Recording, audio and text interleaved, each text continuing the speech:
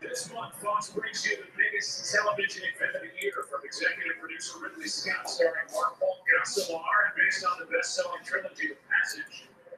Premieres Monday, January 14th here on Fox. Second down at 3. All right, let's roll. What's up? Sports Rage Saturday, literally and figuratively the morning after, or the day after, the evening after the anniversary, which is was a pretty heavy throwdown. So we appreciate all of you that tuned in last night. We appreciate the patrons joining us here this evening.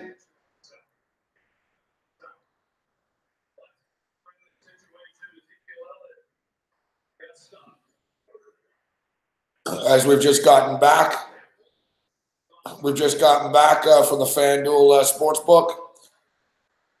No marathon epic shows or anything like that this evening. We're a little bit beaten down.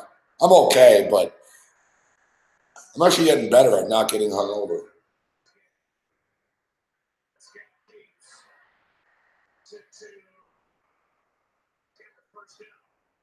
But we didn't drink anything this evening. We went to the FanDuel Sportsbook. Our boy Riggs is at the book right now.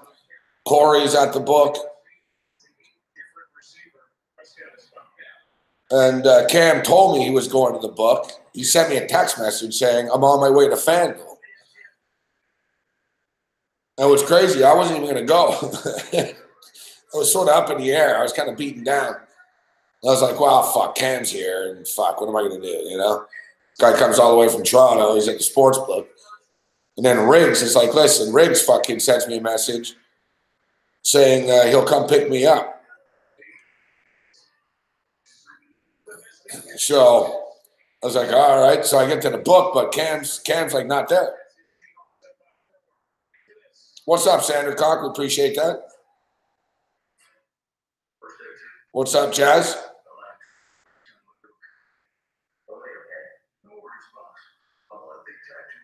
So we watched the second half pretty much of the Houston. I don't know. I'm burnt out today. So, but I believe it was like the second half. Pretty much all the second half of the Houston game at the book. And then we watched the first half of the Dallas game. I split at halftime. Or I should say we split at halftime, as I'll slide over here.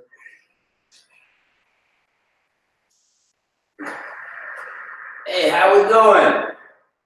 Hey, Jazz. Clam Chowder's having he's a little rest.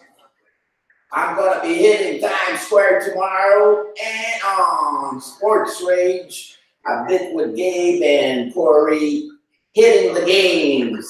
Tune in, keep it real on Fantasy Sports Network. Feel the passion. Good to see you, Chowder. Same here, Gabe. We've got a good chair for you if you want. Clam Chowder's got a yoga mat he's lying on top of here.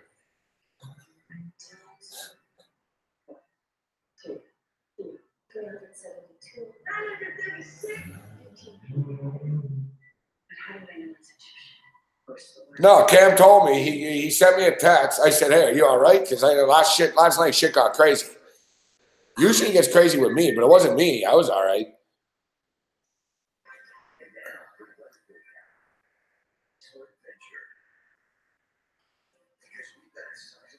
So I sent Cam a message, this morning or whatever. I was like, are you good? And he said, he goes, it's fucking crazy. And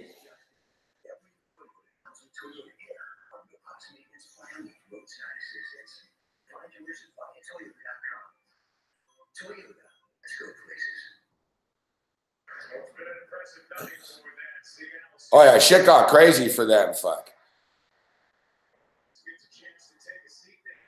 Like we were rolling last night. Even Clam Chowder, Chowder's like, this is a come down.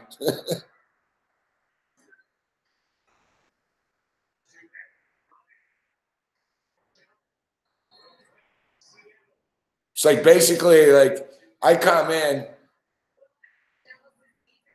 I'm fucking blazing one outside last night. I come back. Cam's girlfriend's outside the bar. And I said to her, what are you doing outside? Like they had these sort of like a bench outside. Well, it was kind of raining and shit. So I said to her, I said, what are you doing outside? She goes, oh, fuck this place. I got kicked out and fucking, they stole my credit card.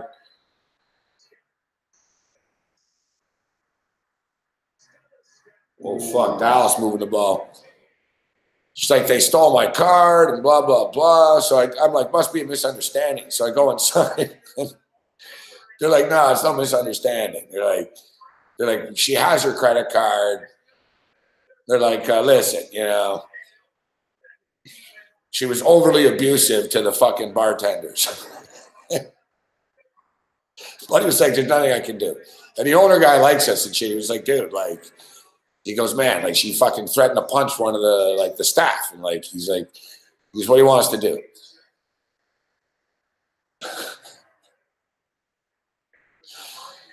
So, buddy, he was like, she has her fucking card. We showed her the bill and like, blah, blah. Like, he walked through and I was like, I don't know. I was like, I'm sorry, you know. But the thing is, Cam got so pissed, he fucking split, which made it worse. Touchdown Cowboys.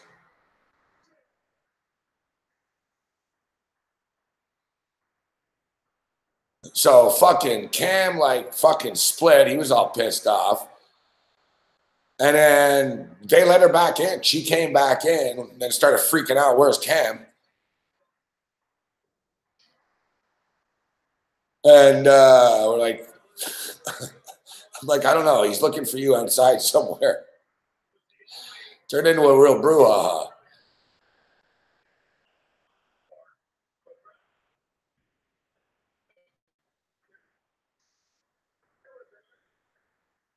That was pretty quick. Fuck, I was feeling good about Seattle for a minute there. And the thing is, Seattle, yeah, he's a little short. And the thing is, Seattle, what's up, Cody? Seattle don't have a field goal kicker.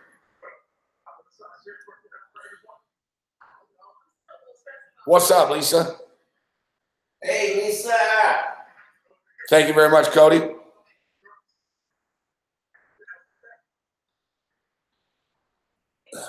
Oh, yeah, so it's like the full 9 yards, fuck. I think Cam checked into a different hotel. It was like fucking a big meltdown and shit. So I sent Cam a message. One of my phones is dead, but I realized, I'm like, oh, shit, I got another one. So I sent Cam a text. And he goes, yeah, that's all good. And he goes, me and Lisa are on our way to the FanDuel Sportsbook in an Uber. He's like, it's $60, but we're going to go there. And I said, all right, cool. So like I said, I went there, and then he sent me a text, or I called him. I was like, where are you? I'm looking for you here. He said, oh, they never got in the Uber that they're going to go watch the game somewhere in Manhattan at a bar somewhere.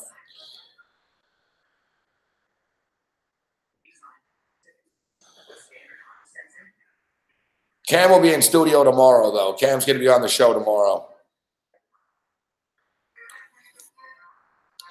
And me personally, I didn't want to drink tonight anyway, so.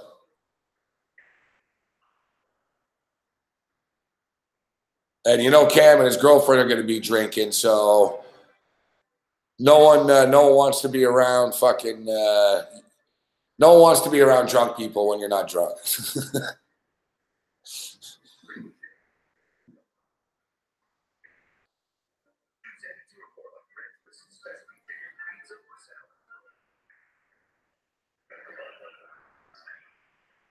No, they'll be all right.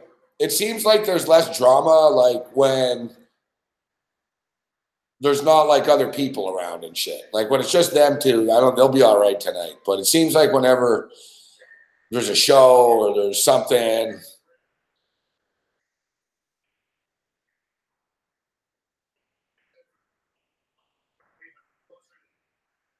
So what's the deal here, man? They don't have a backup for Janikowski? How do you not have a backup, especially when Janikowski's your kicker? The guy's like fucking 60 years old, man. It never crossed their mind. And what if fucking Janikowski gets hurt sometime?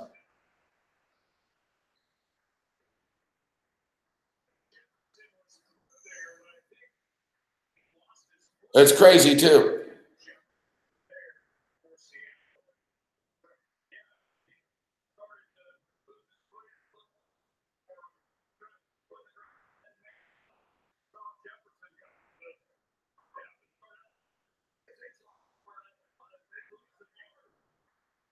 Yeah, it was nights like last night that I was like, all right, that's good. I was like, maybe it's good I don't have a girlfriend. Like, touchdown Cowboys.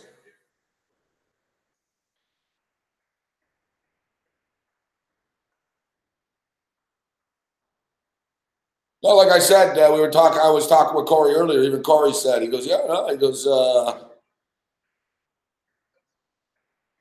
he said it was a positive night. Like I said, I remember leaving the place. Yeah, what up, Matthias? Great time last night. I remember leaving the place, and the owner of the place was all cool with me and shit. He was like, he bought me a drink on the way out, even giving us T-shirts to the place. And he's like, oh, you got to hang out here more often and come back. And the staff was nice.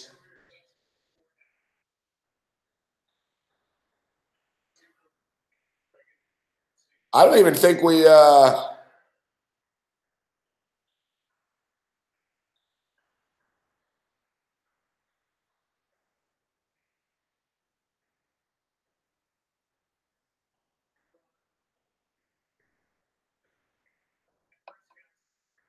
Like, it's rare that I leave a place before last call, but I don't even think we were there for last call.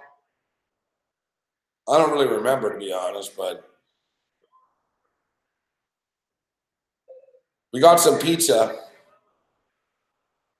I remember we got some pizza at some like fucking street pizza place in Hoboken. It was pretty good, actually. It wasn't bad. Crushed a couple of slices of pizza in the rain. It was fucking raining and shit. But the weather's pretty good. It's not like it's not that cold or anything, you know. Clam Chowder's loving the weather up here compared to Montreal, eh, Chowder? Oh yeah, man. Oh yeah. Tomorrow, look out at Times Square. So you're gonna go for a walk as Clam Chowder tomorrow in Times Square.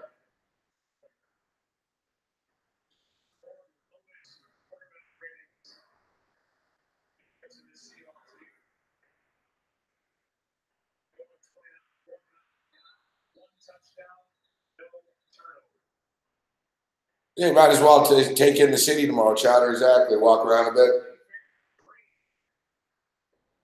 It was fun going to the different bars yesterday.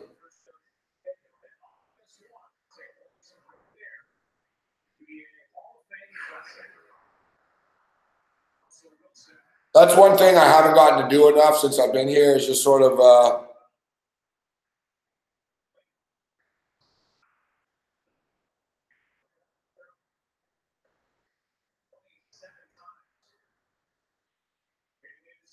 yeah, I know. Maybe we really should film a bit of that tomorrow. I know. Maybe I'll walk over with him tomorrow.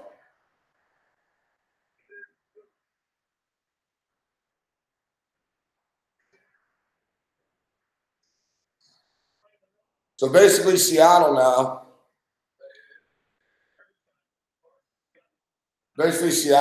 Like they don't have a field goal kicker, and they're down by 3 points against a very good defense. Like they're in trouble. The teasers are looking all right, sort of. Not really though, because it's 9.5. I think they closed at +3, but like an idiot, I bet it a little too early.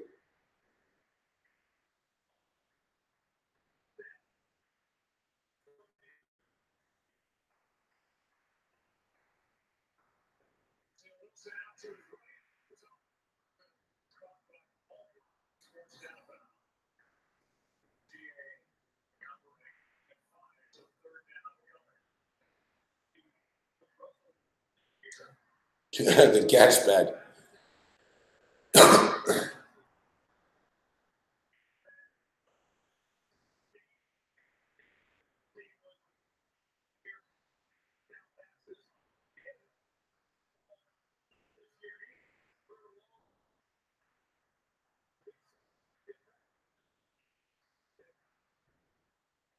All right, big 3rd and 6. Russell Wilson back to pass. Goes deep.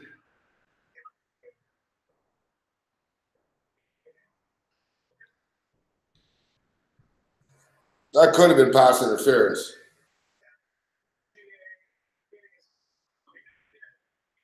You didn't look back. That's pass interference. Yeah, you didn't look back. Fuck.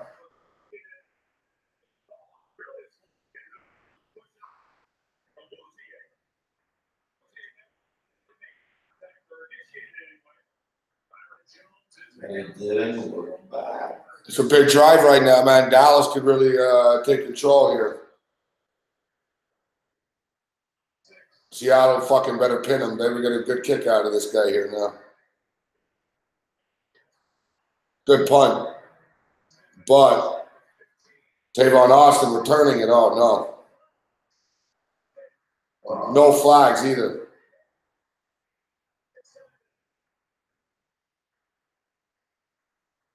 Tavon Austin's been making plays all game for these guys. We're fucked. You got to be shitting me. I got him on a teaser too. Like, if they listen, I can live with this. If the Cowboys win the game by 6, I lose a Seattle bet, I hit the teaser. Fucking pissed me off. I bet this at the book too. I have Seattle +3. Motherfucker. Like, if we could lose by 3, all right, but.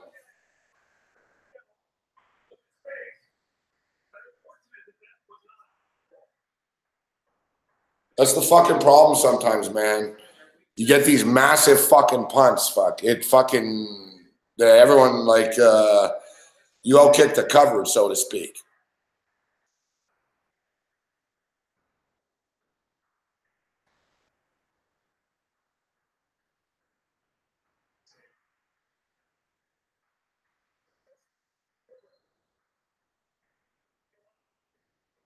Wow.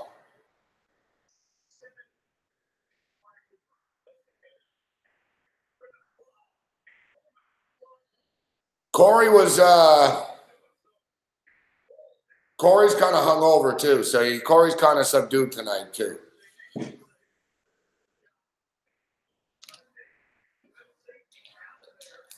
Riggs is pretty much the same every day because he doesn't really drink that much.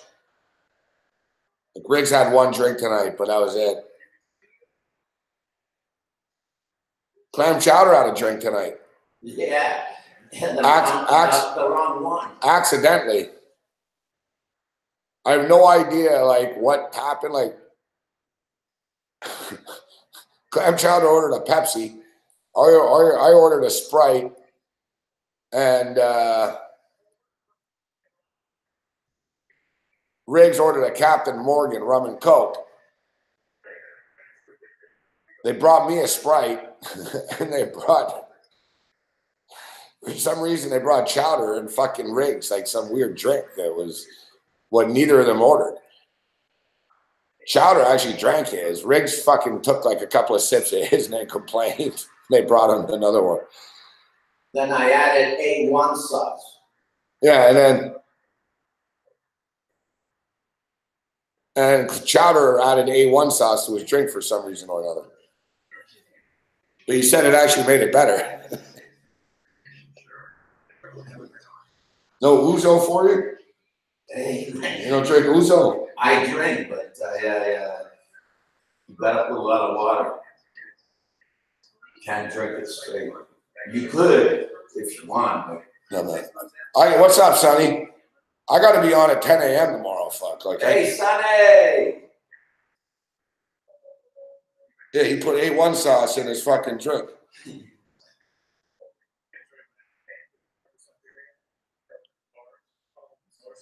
We had some chicken wings and nachos at the sports book.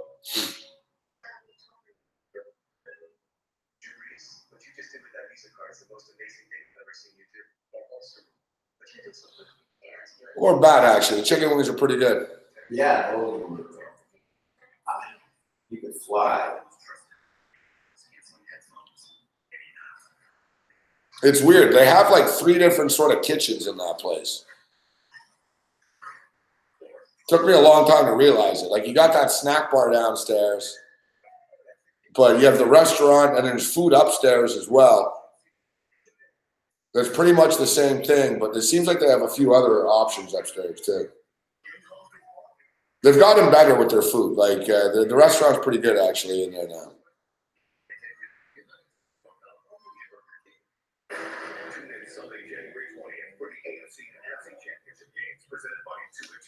The problem is, though, the place is too successful. Like, that's literally the problem.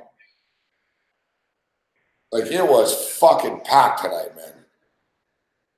Now, one good thing was, since there's only a few games going on, there wasn't massive lineups at the window to bet, which was pretty cool. That I can't complain about. But there was no room anywhere. You know what I mean? Like, we got a table because fucking whatever, man. You know, Riggs is there every fucking day. I'm a fucking regular there. I don't go as much, but I know, like, the people. Like they were stopping people from walking into the showroom restaurant. They're like, there's a waiting list. Fucking give us your phone number. We'll call you in an hour. You'll get in. And we just blew right past it. They didn't stop us. But we had a shitty little fucking table.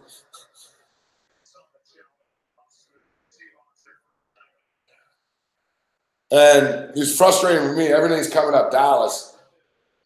Like, the whole room is on Dallas tonight in that place. Everyone has Dallas. And everyone had Dallas minus fucking 2.5 or 3 in the first half. And they fucking scored that touchdown with 20 seconds left. The place erupted. I was pissed. That's when I left. I was like, fuck this. Oh, intercepted. Yeah. Oh, yeah, what a catch.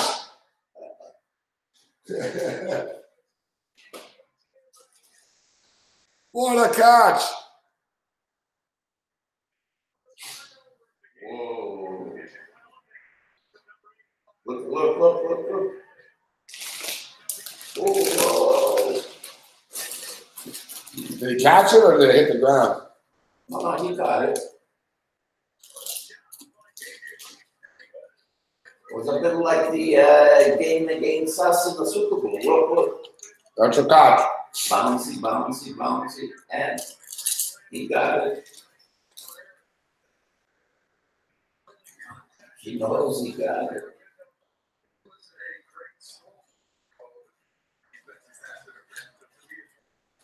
What's up, Spencer S?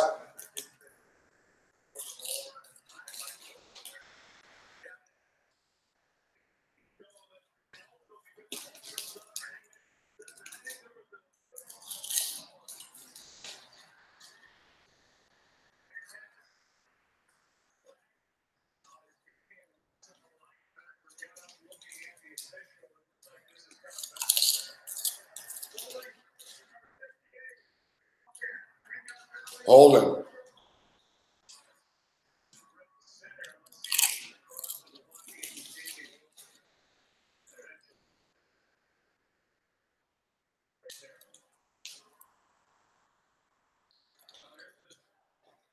I got nothing to drink here besides the Diet Coke that Sonny and Taylor left here.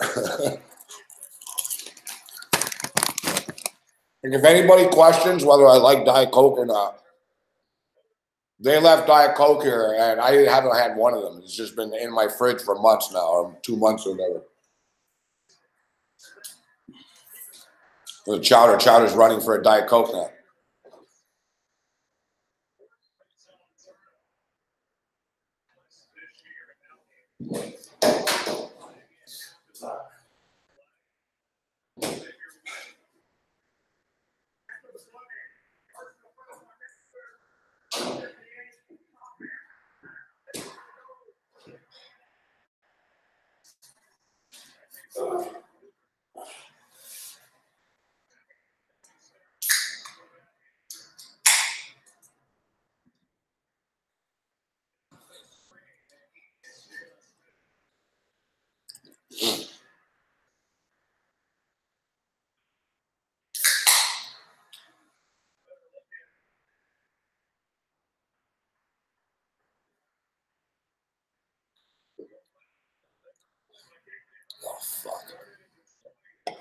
God, it's fucking terrible back.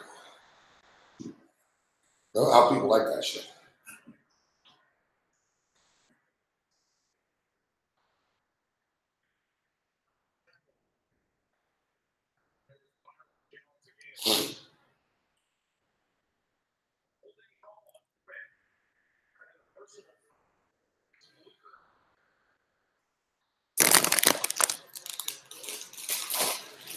It's like Kramer though. Huh? These chips are making me thirsty. It was just one line. Yeah, but it was Woody Allen's film. These pretzels are making me thirsty. Relax, Kramer. He was in a big film.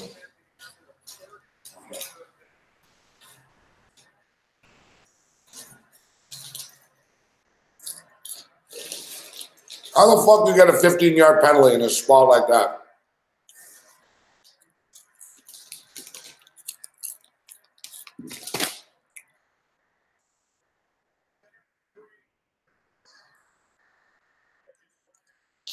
Yeah, the aspartame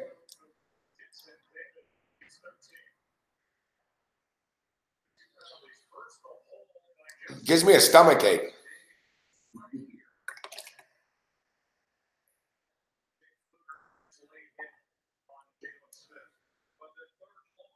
DJ Fluker, that fucking idiot, 15 yards.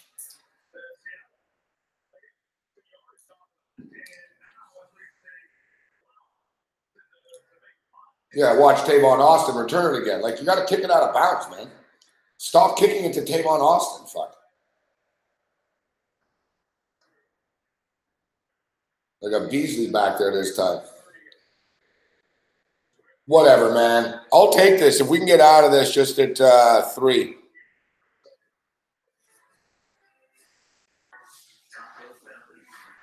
No, it's weird. I don't like diet drinks at all. I don't like diet soda. I only really drink ginger ale now, but I don't even drink that much of it, to be honest. So one thing I was pretty good. I cut fucking soda out of my life. Is I do like the Powerade Zero and like the Gatorade. What's it called? The Gatorade. I don't know. Gatorade 2. Is it Gatorade 2.0 or Gatorade what? Turbo? No, it's not like the regular Gatorade. It's like this shit. It's G2. I like that stuff. I way prefer that. I'm a big fan of that one. The thing is, the gas station near my place, they have a much bigger selection of Powerade stuff. Like they have Gatorade, but only a few flavors. Like, I don't know what the deal is. Like, but yeah, I like the G2 one. Like I prefer the G2 one than the regular Gatorade. I don't mind regular Gatorade stuff. I like it. I used to drink more of it, but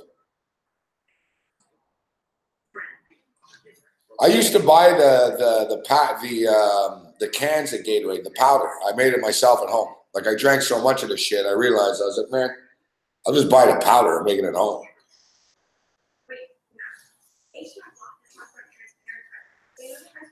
The thing is, that powder's not that cheap. It is good though. Like you figure, well, does it taste the exact same? It is good.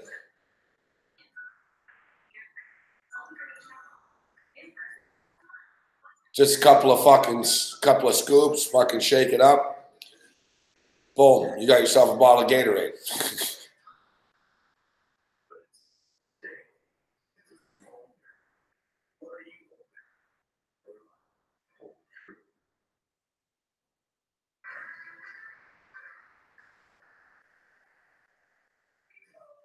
The Gatorade, the Powerade's not bad.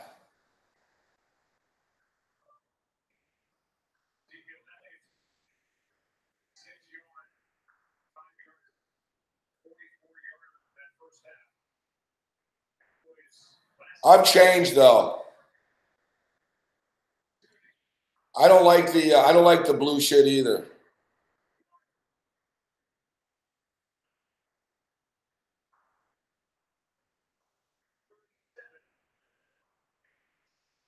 When I get like classic Gatorade, I got one a couple of days ago. Fuck, I bought a big bottle. I got the fruit punch, just the standard red one. I got the lemon one earlier in the week too. I usually get Gatorades like from Al's actually. Like tomorrow, I'll probably get a Gatorade from there. Well, at some point during the day when I'm at the studio. Dak back to pass, get him. Oh no, they had him. They got away. He threw it away. 3rd and 8 coming up. 6 minutes and 39 seconds remaining.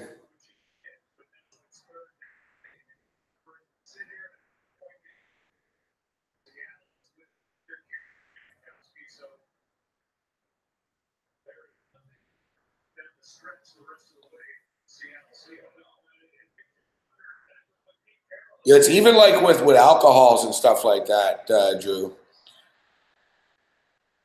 Like the clear stuff is like it's like less whatever. You know what I mean?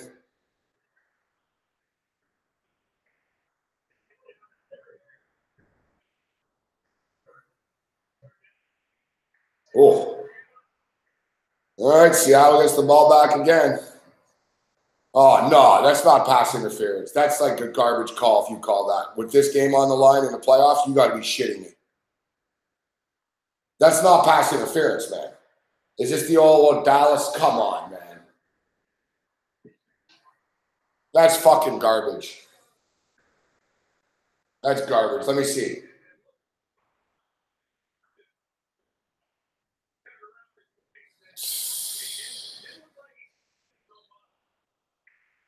Oh, fuck, man.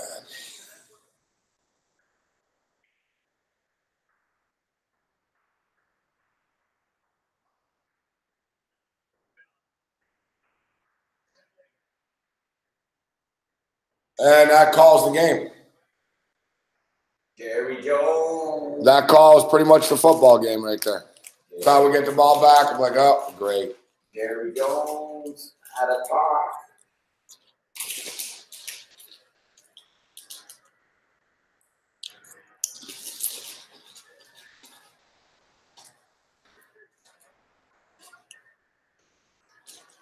Fucking NFL referee, man. Correct. Like, let him fucking play, man.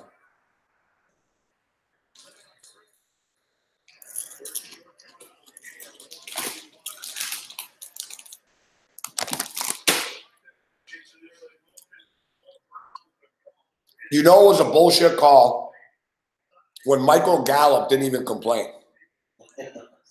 Like the wide receiver for the Cowboys didn't even complain. He got up like, oh, fuck. And then, like, there was no flag. And then out of the blue, oh, flag. It's like, come on, man. Are you shitting me?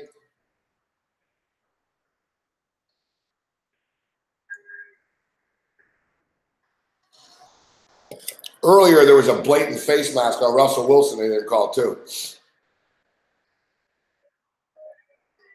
Oh, fuck off. I think Beasley fell.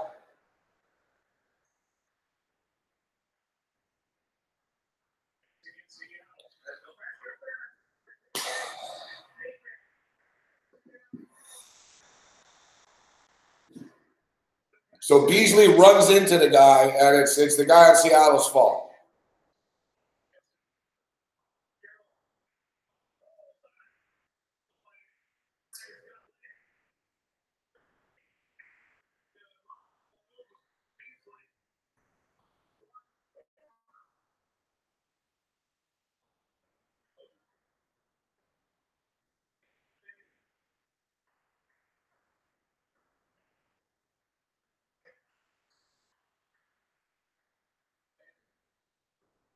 Well, we're done.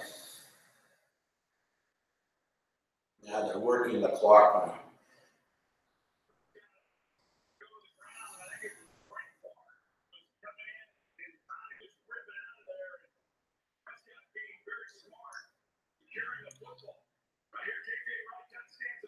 Seattle is not making enough plays on offense, man. I'm not going to use the ref. There's been some bad calls, but that's not why Seattle's using the game. No. Yeah.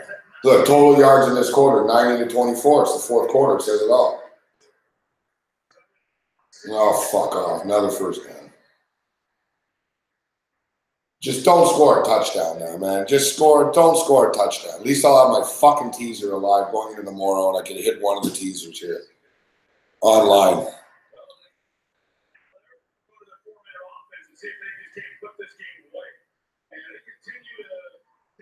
Yeah, they're killing the clock. Seattle going to have to use their timeout now, like after this play here.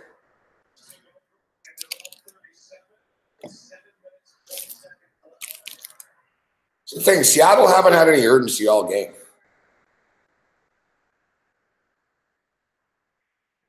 Oh, shit. Well, that's that.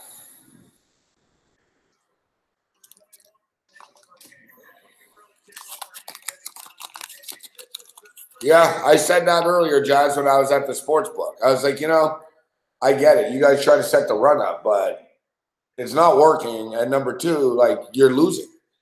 Like, you have Russell Wilson for a reason. Fuck, like, use him. Like 73 rushing yards. Like, at some point, like, give up on it and say, you know what? Like, this isn't working. I'm about to get really screwed hard over here, man.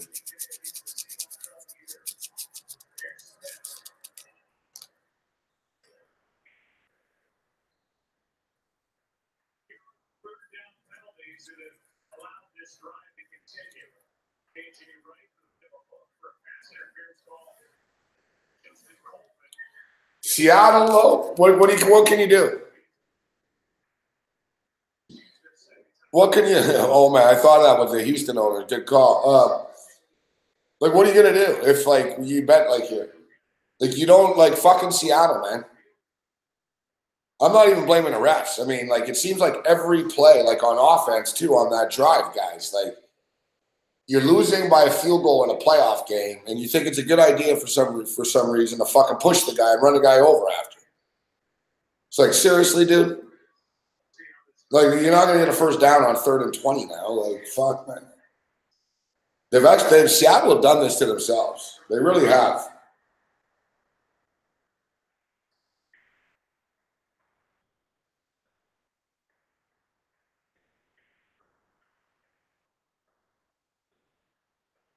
Hold them to a field goal, man.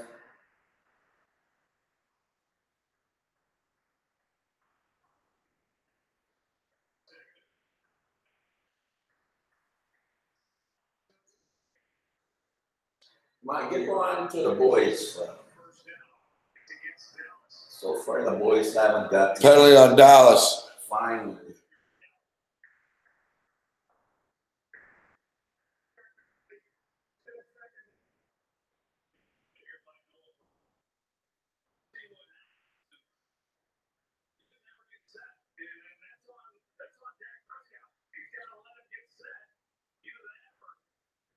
Yeah, there was something weird going on. Dak Prescott yelled at him and said, "Get back," or something.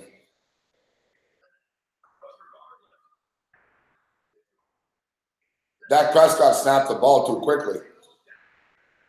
2nd and 14. They're going to run the ball again here. Don't fall for it, fuck. They're going to do this little stunt draw that they do here. Watch, that's what I did. No, they're throwing it. Wow.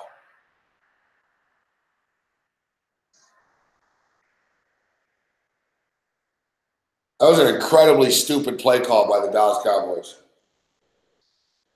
You just stop the fucking clock for them. Like, hey, I'll take it, but seriously? And now, exactly, you have one more timeout. It's 3rd and 14.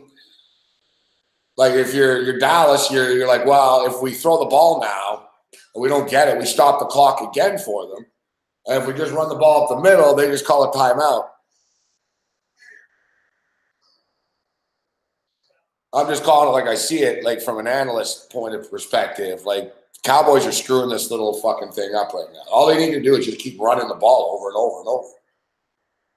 Oh, no.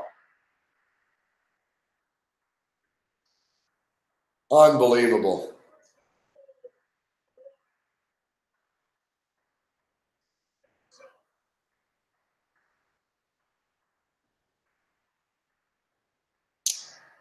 Oh, a bit like the Elway thing with Green Bay. A little helicopter. Shitty tackling, man.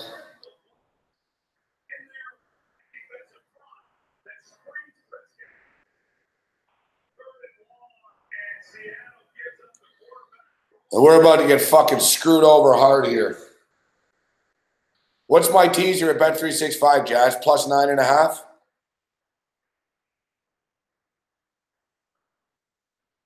It's just so frustrating. The Dallas Cowboys did everything wrong here, and then they get bailed out because fucking on a stupid run up the middle by Prescott.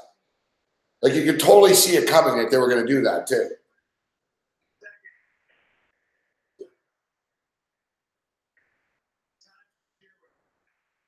I don't know. Do they have to score?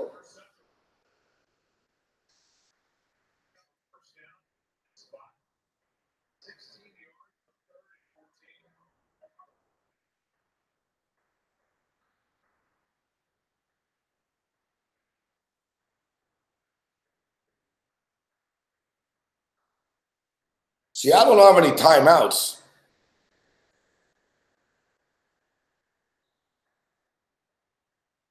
Looks like they're going to do a QB sneak here, though.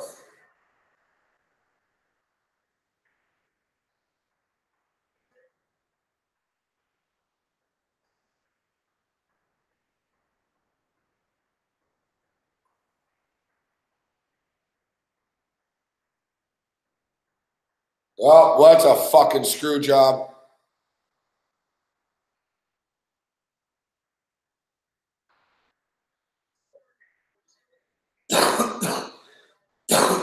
Pretty weak, Seattle.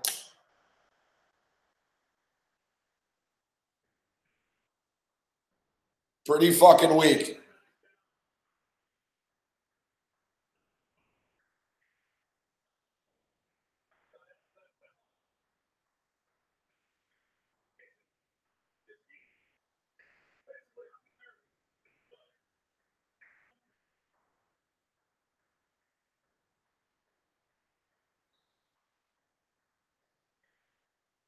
And I got him at 9.5. Fuck.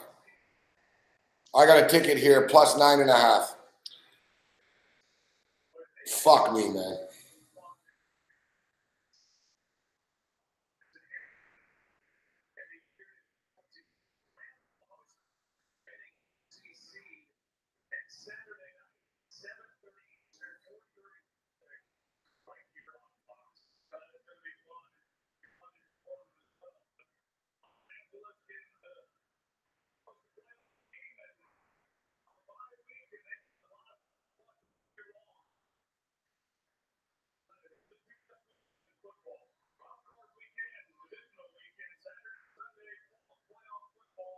Unfucking believable.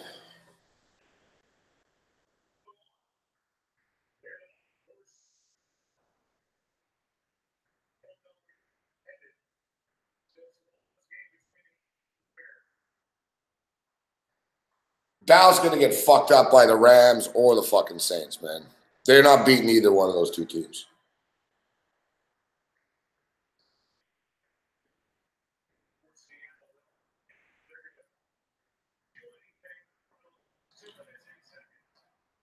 Listen, I'm not taking anything away from the Cowboys. They've done enough here tonight to be up by fucking 10 points.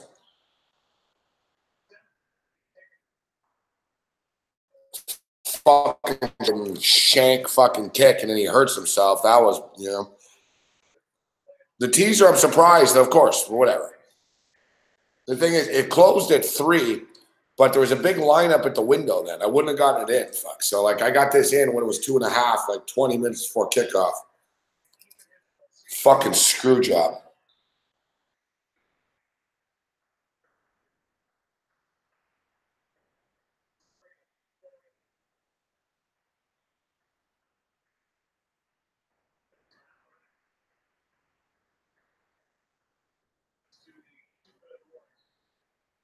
kind of a play call was that for absolutely long. Around there, down 14, but Gilly.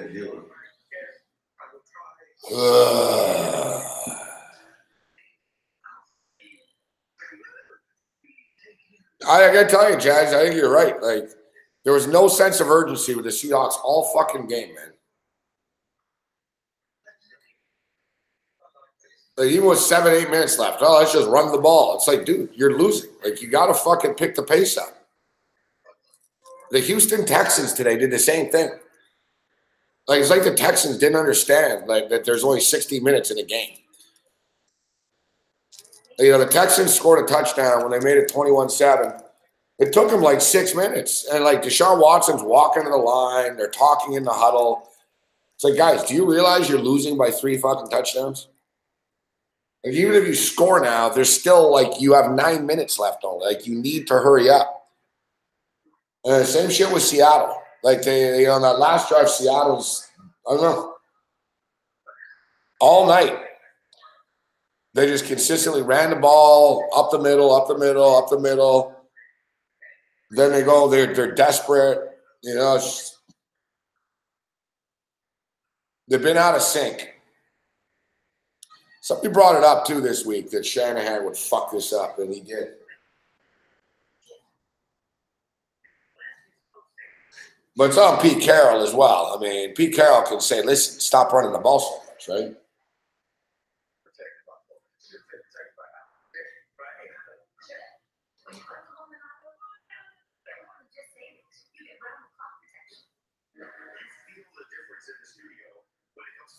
Yeah, I don't know. I thought, me personally, I just thought that exactly. If you're the Seahawks, I thought they'd get a little bit more aggressive. I thought they'd have Russell Wilson throwing it deep, running around, put pressure on the Cowboys. That's the whole thing. Like,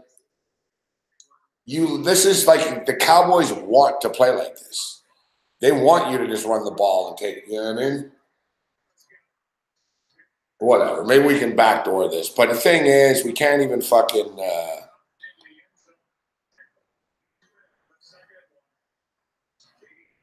we can't even get a field goal like to pray, you know, save the teaser here.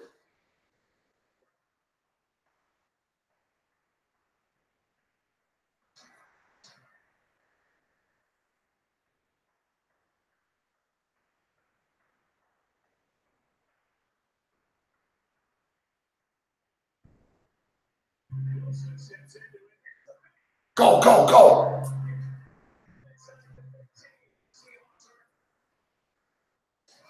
To the 10.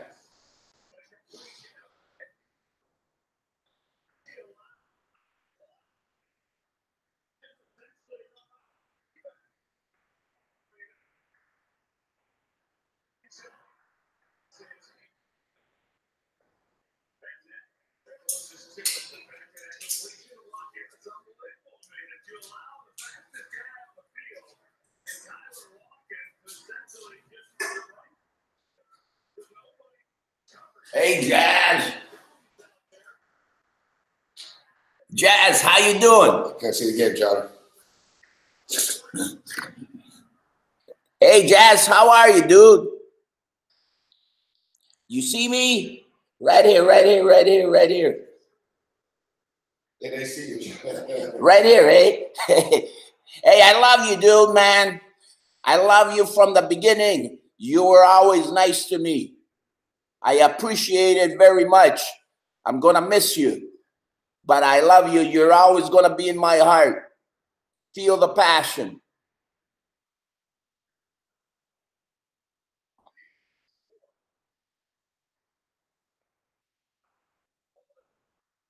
Well, you know, you're going to see Jazz in the future at some point. Well, I have to say what I...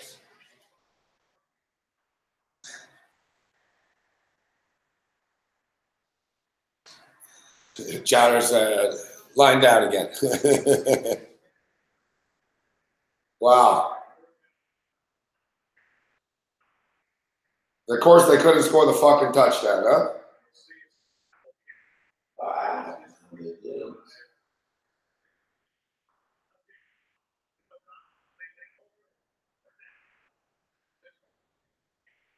They're going for it.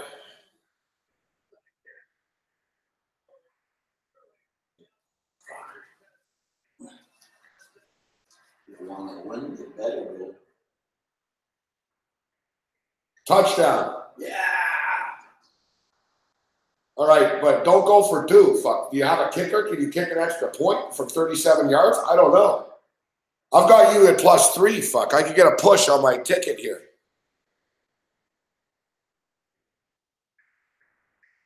That's a touchdown. Got it. Keep pass. Yeah.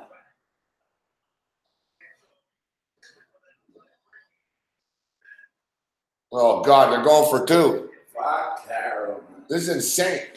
Like, you're going for two. You realize, though, you're still going to need to kick a field goal after with this guy. Like,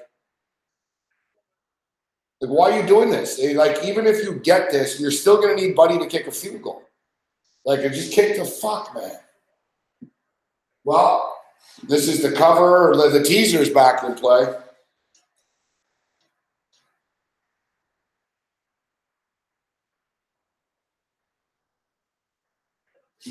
Yes! Oh!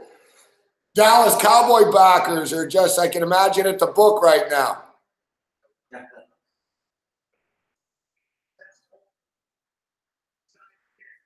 Make it interesting.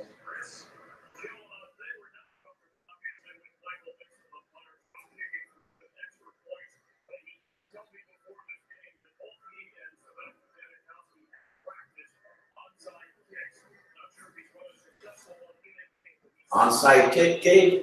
Yeah. Don't screw that up.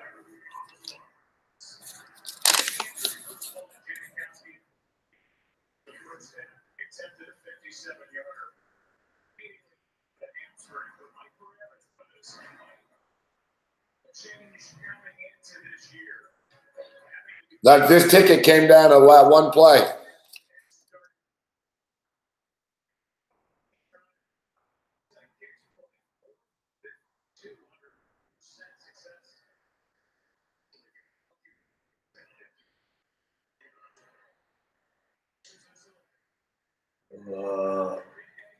What a Oh. Now they're gonna kill the clock. Like that.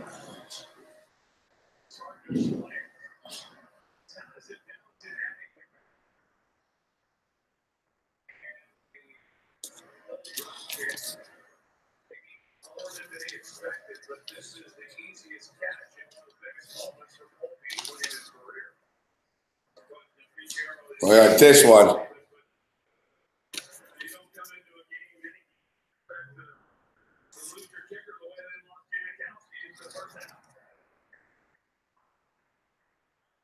Yeah, that's it.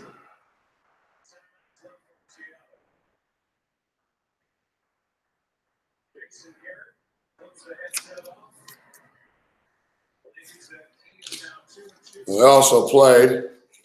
So I got the Chargers now at +9.5.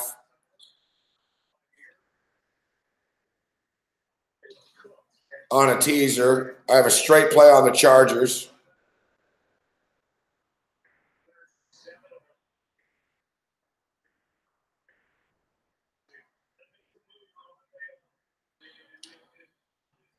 I played a teaser.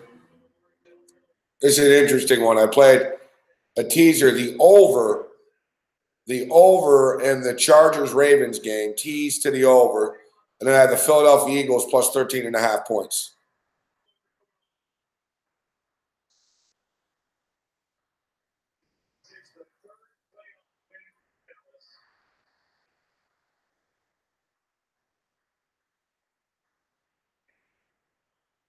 That was some crazy shit, man. The sports books really, really needed that.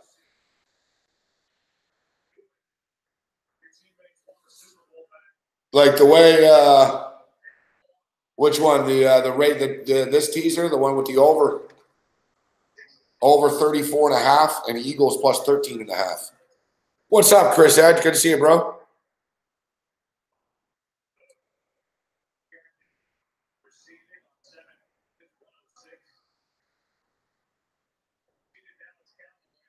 Yeah, over. So I only need to get 35 points in the Charger game, and then I get the Eagles at plus 13.5. But I don't know, man. The Eagles might just win or get killed, right? I don't know if there'll be an in-between. So like I said, I got the Chargers plus 3.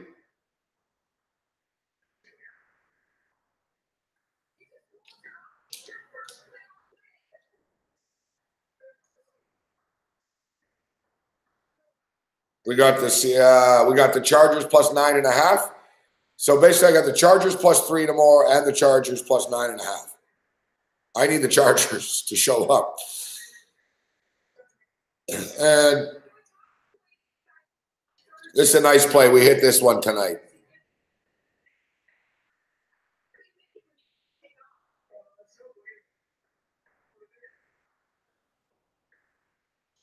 This is a nice one to know. Look, no matter what happens, at least I got $514 here in my hand.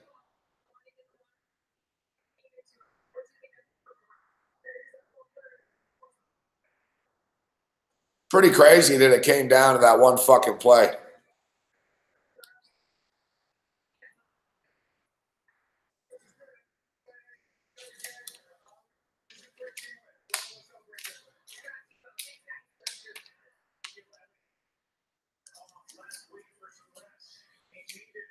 But the long field goal prop doesn't hit again.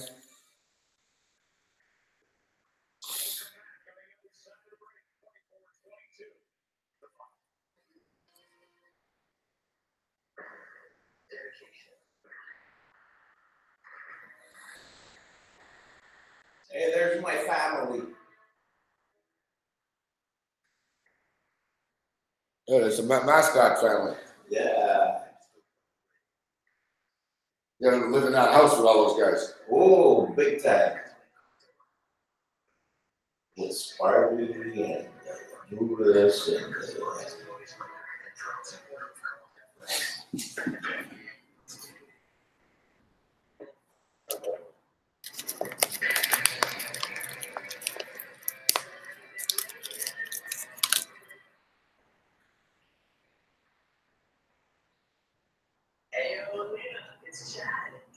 Yeah, so we'll go over the games a bit before we're done here. But tomorrow we're going to be on at 10 a.m. and it'll be me and Corey will be on watching the football game tomorrow. And Clam Child will be in the house. Then Cam Stewart will roll in the fourth quarter or so, maybe around the second half. And then Cam will be in studio with Galena.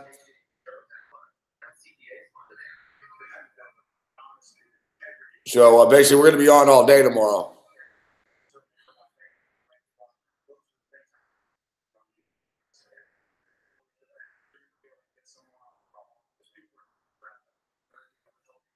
Yeah, the play calling was bad tonight for Seattle. And you look, like every time they needed to make big plays, they did. Or like when they went down the field, for the life of me, I don't know why you're not more aggressive.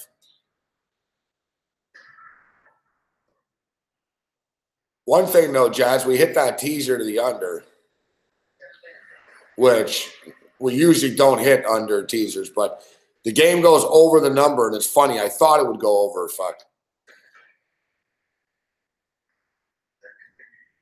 You know, when we were at the book, I considered betting on the in-game under.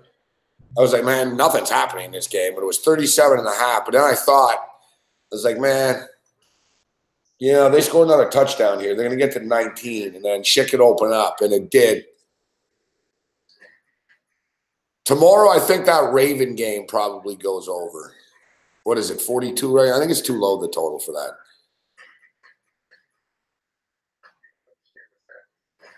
So the number now, the Chargers are plus 3. Wow, the number's 41.5, 41.5. The totals are both the same for tomorrow. 41.5. The Ravens are 3-point favorites. The Bears are now 6.5-point favorites. And we've got a number for the Colts and the Chiefs next week. Interesting. The total's 56. Fuck. That game's going to go over. That's going to be a fucking track meet. You know, I'm going to be on the Colts plus the 5. I'm going to be on the Colts plus the 5 here. The Chiefs are good, but the Colts defense can make plays. And you got Andrew Luck. You know, the Colts are going to score on the Chiefs. Like, they're going to go up and down the field. Like, the Chiefs will also score. But I think the Colts can beat them, actually.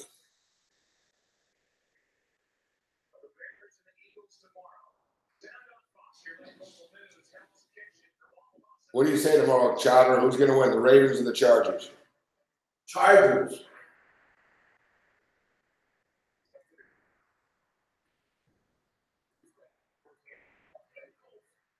Your Patriots get the winner, whoever it is. I know, but I have also a soft spot for Spanos. Why? Because they're Greek. Yeah. Graham Chowder is one of the few people who likes Hispanos.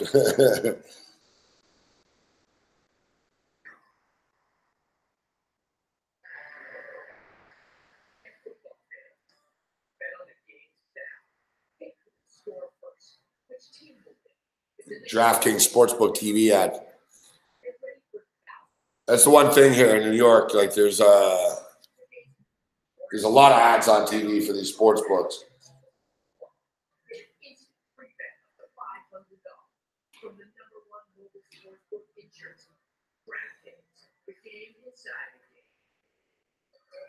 Remember when this was the middle of nowhere and not the middle of somewhere? And the only thing to look at.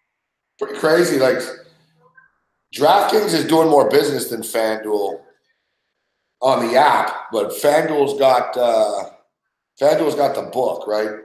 Thing is, DraftKings got books in Atlantic City.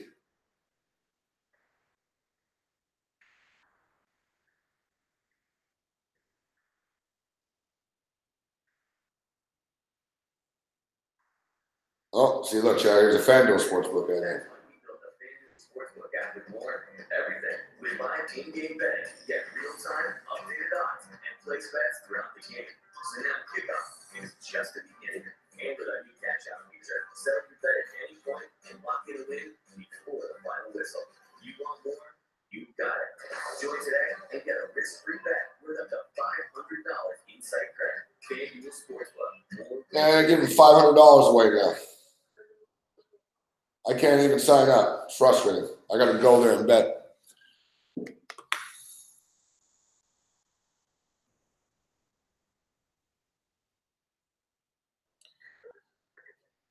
Yeah, it's nuts. And you see it, Drew, too. Like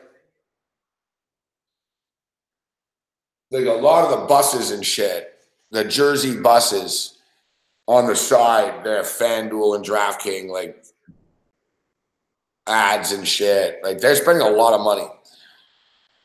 DraftKings throws a lot of money. Like, DraftKings has billboards everywhere and shit.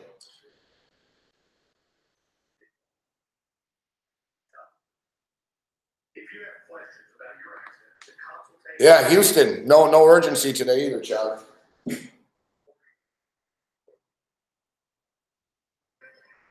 want to take some questions, Charlie? You getting worn out? Yeah. He's getting ready to get in the clam bowl.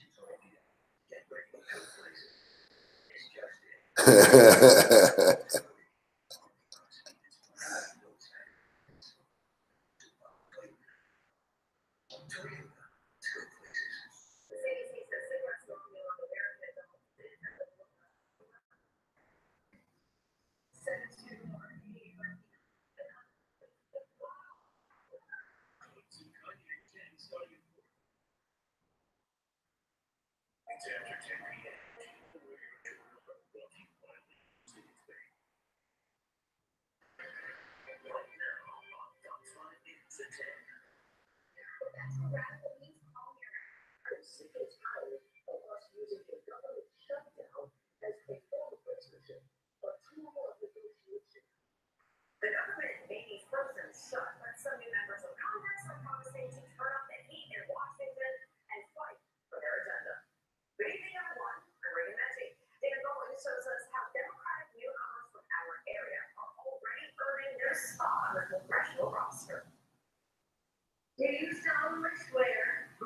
116th Congress swore in, sweeping Democrats back into the congressional majority, but local lawmakers drawing plenty of headlines. That is the goal. It's ambitious. Representative Alexandria Ocasio-Cortez from the Bronx, the subject of an upcoming 60 Minutes interview, which looks the idea of a 70% top tax rate finance a new plan drastically limiting America's carbon dioxide emissions. What you are talking about is big picture is the political agenda compared to the way politics is going right now. Well, I think that only has ever been radical that changed this country. The 29-year-old finding herself under an intense media scrutiny. Earlier this week, Black News reporters released decade of footage of her advancing. She responded with this video where she walked through the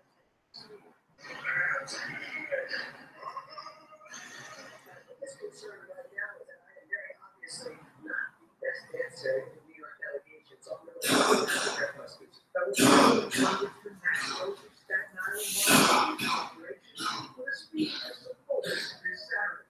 During our campaign, we told special interests they can keep their damn money, and now we're going to put some legislation behind that.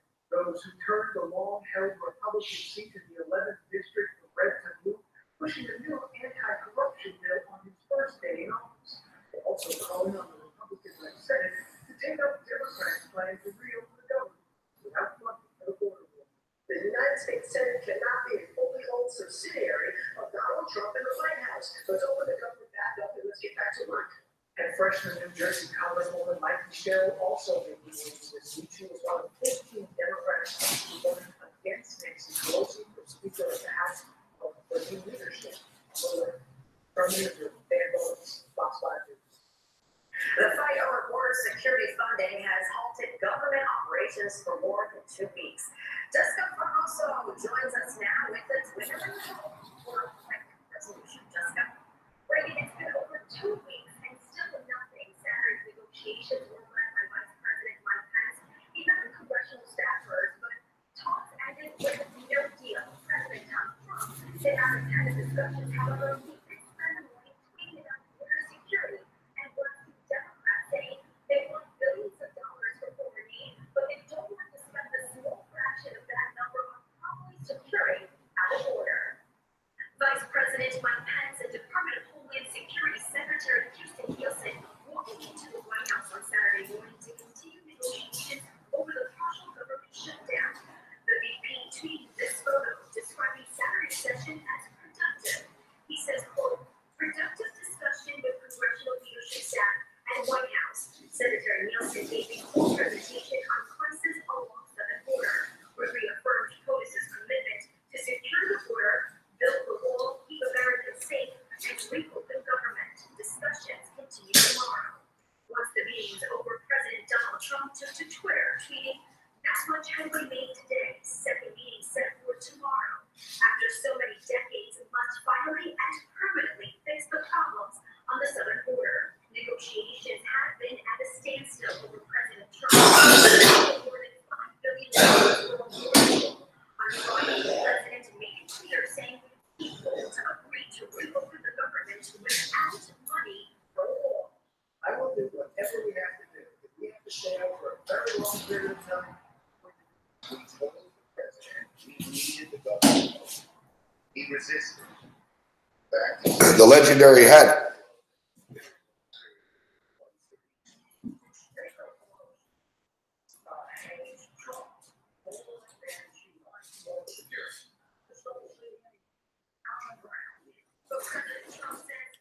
Yeah, people signing the shirt. Too bad it rained a bit though. Got a little smear.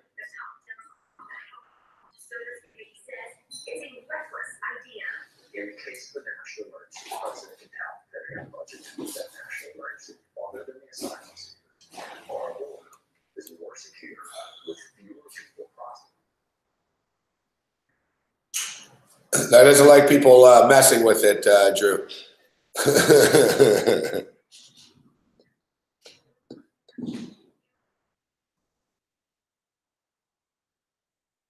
All right, so what's going on now in the late night hours? I guess there's NBA.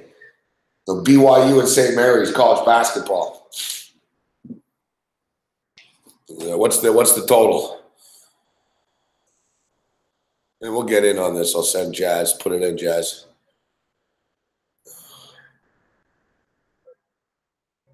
St. Mary's and BYU. The total now is 153.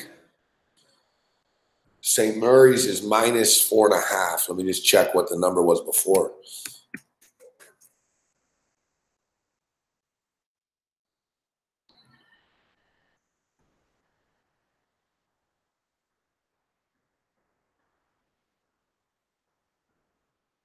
It's pretty crazy. Like, if Janikowski wasn't hurt in this game, they might not have kicked. They might not have went for it. They might have just kicked the field goal there, and they wouldn't have covered. And then secondly, same thing. They went for 2, which they never would have went for 2. They had no reason to go for 2 besides they thought, you know what, this guy can't kick a 37-yard fucking extra point. So it's amazing how, like, going for 2, it just, or like, you know, going for it and being reckless and shit, it proves in football you're better off. Like, I hate that. Like, right now, like, if you're a Dallas backer and you laid the points and you didn't play the money line, you laid the 2.5 or the 3, you're like, unbelievable. Like, you would have pushed most likely or won the bet. Like I said, when it was 4th and 4, they probably don't go for it. They said, all right, whatever, we'll kick the field goal here. We need 2 scores. But they're like, we can't kick the field goal, so we got to go for it. And then they were like, we can't kick an extra point. We got to go for it. And they get it, and they only cover because of that.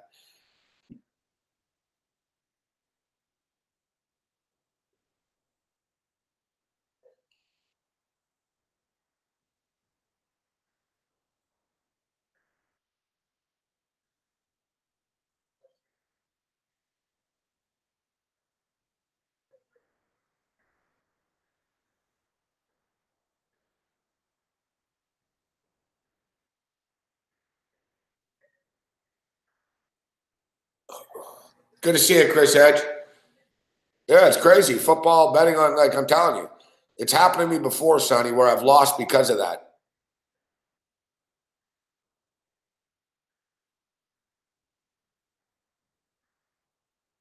Ooh, Boom City Bush. Yeah, good dog, good guy. Macho Man Savage. Like, if you did, Josh, just put 25 on the over here.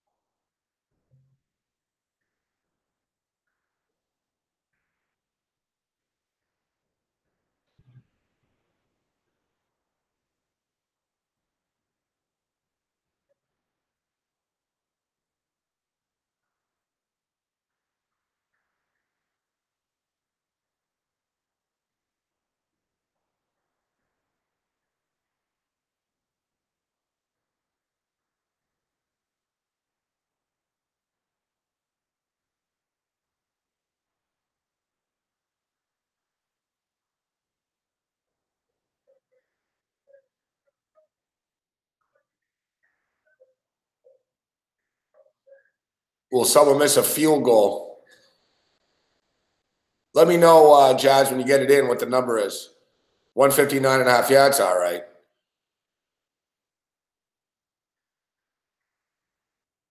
Yeah, put it in. Of course, fuck. We could have got it at 153.5. See, I would have clicked it. I miss out by 6 points in the process. But whatever, they're hitting threes and shit. There should be points in this game. The total before the game started was 156. That's what I was hoping I would, I thought, all right, we'll get to 156.5 or whatever. I hate to say it, but like right now, this bet's going to come down to what happens in the next couple of minutes here. Here's another game, man. Riggs talked about this game earlier. He brought it up. It was a weird game. Just Yale. Strange. Yale's playing on the West Coast tonight. Yale at Cal State Northridge. And Cal State and Northridge aren't very good. They're 6-9. They were getting like fucking 8-9 points though. Yale on the road. I was like, man, that's a lot of points. Everyone, people at the book were all betting on Yale and shit. I was thinking, man, Northridge is the play, but I didn't take it.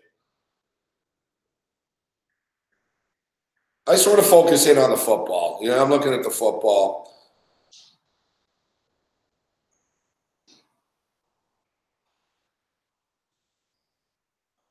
How you feeling, Chatter?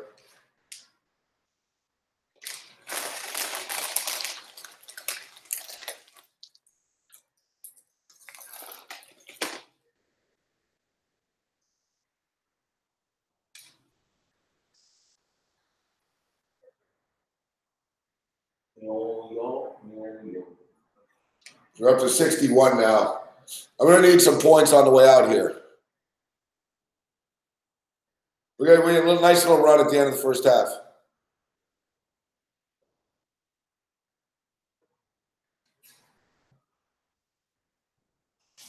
All right, so tomorrow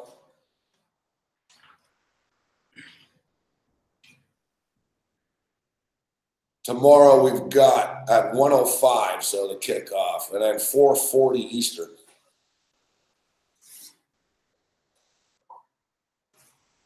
Mark Lawrence likes the under.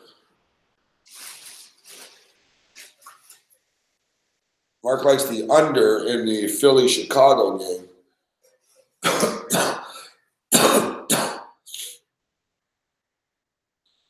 What was the score when Baltimore played the Chargers last month? It was 22-10. Strange score. The total was 42.5, and it stayed under.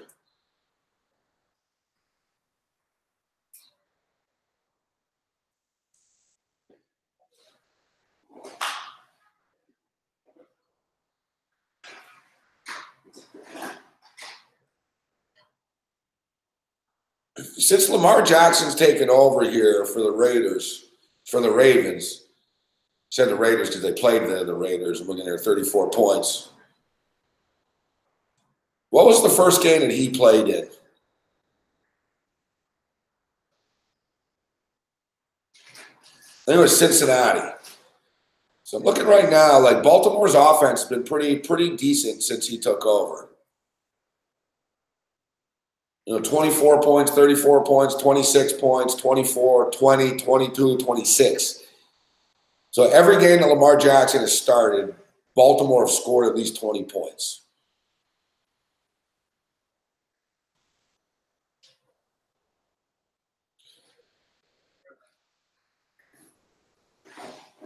I think the total is a little too low in this game tomorrow. 41.5. Yeah, I think it's a 24-21 style game.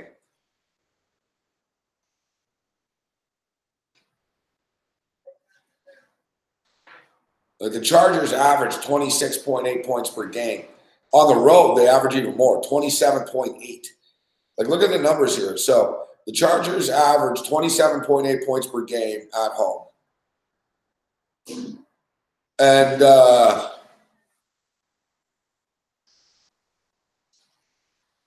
the Ravens scored 27 points a game at home. They give up 17. Chargers give up 19. So it's an average of 46 and an average of 44. And they got a total of 41.5 here. Just it feels a little low. Like I think the total should be 44.5.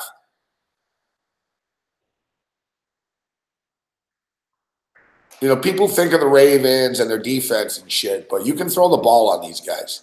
And the Chargers are good at throwing the ball, so.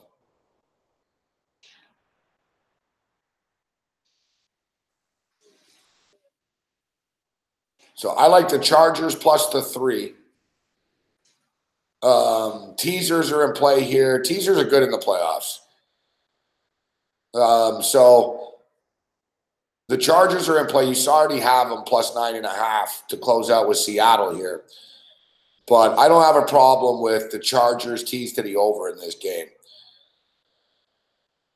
You get the Chargers to plus 10 and over 34.5. That's a strong play, I believe.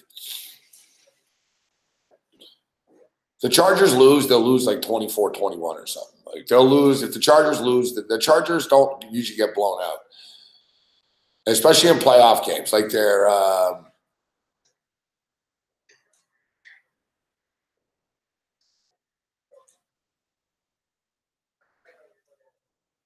they'll lose a heartbreaker. They're sort of like the Bills of the West Coast, the Chargers.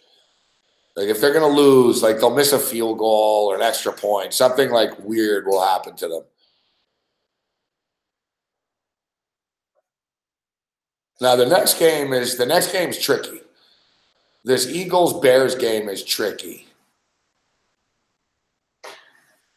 Now, one thing about the Chargers is, too, people don't realize that the Chargers are very good on the road.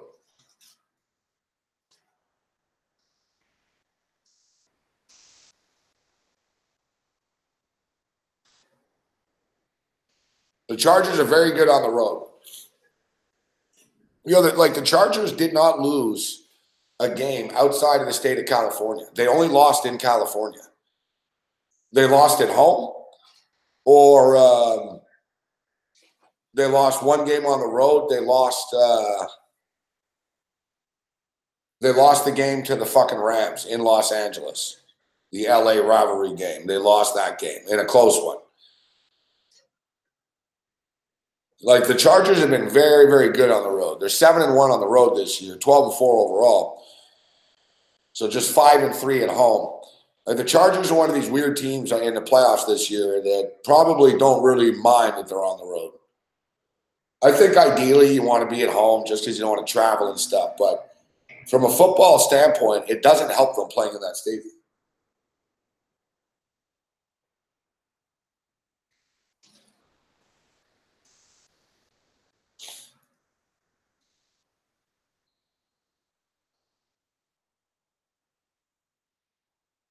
So I think they'll be comfortable on the road.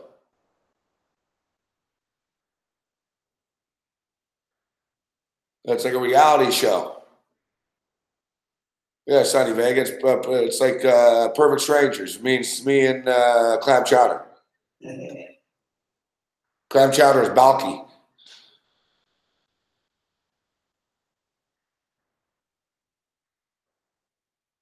Clam Chowder's retiring, Chris Edge. Arnold. Chris Edge is in the house. He was there last year in Vancouver. Hey, Eddie.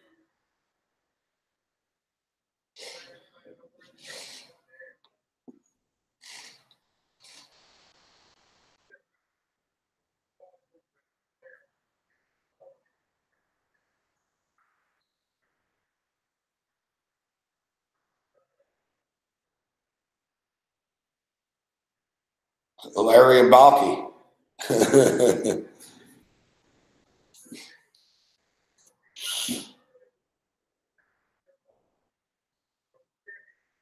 It's 42-29 right now. What's the end game in this basketball game now?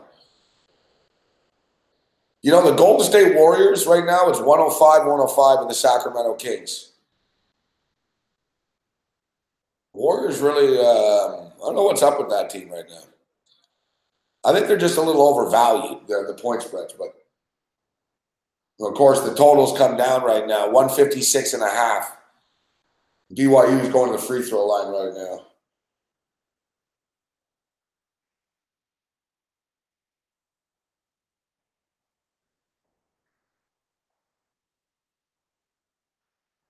Are both these teams really 9-7? Wow.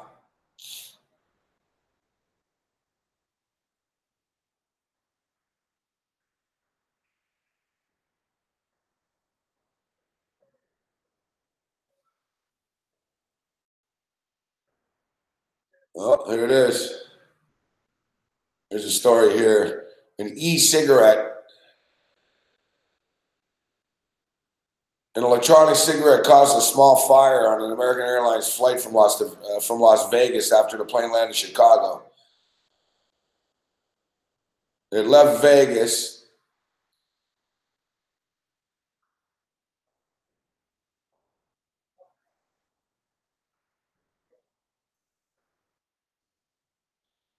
Oh, no, the guy didn't. So I thought, all right, the guy fucking went into the bathroom.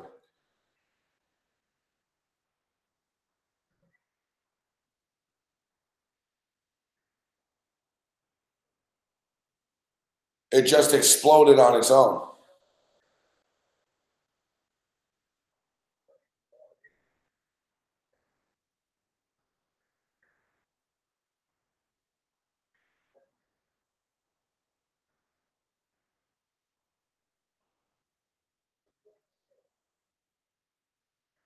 That's fucking crazy. It's crazy how many explosions there are with those fucking vape cigarette pens. You don't hear about them with weed too much. It seems to be like the e-cigarettes more. So it was in the guy's overhead. It was in the overhead. It was in his bag in the overhead, and a fire started. Nobody was injured. I thought, oh shit, this guy's in a lot of trouble. Fuck, he started a fire and had to land the plane and blah blah because he lit it up. But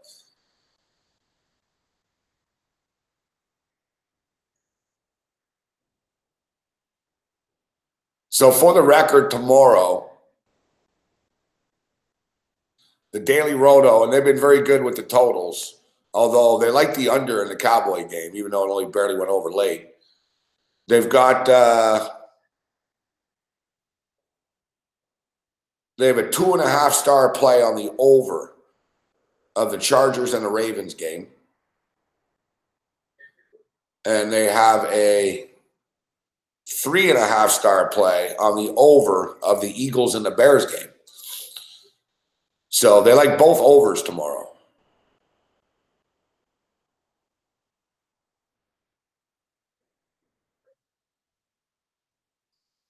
Today they had a 2-star play on the Colts. They had no opinion on the Cowboys game. Tomorrow, they have no opinion on the Chargers game. They have no opinion on the computer is like kind of neutral on it.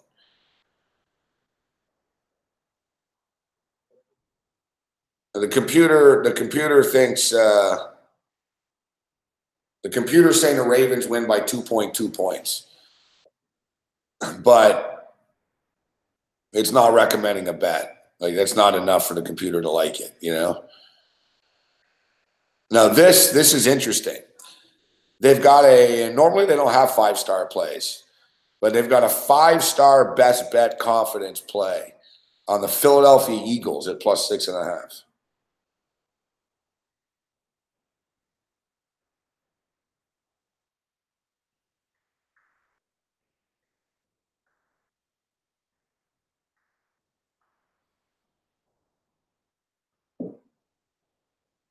No, the show is not till 3 a.m. No, 7 o'clock.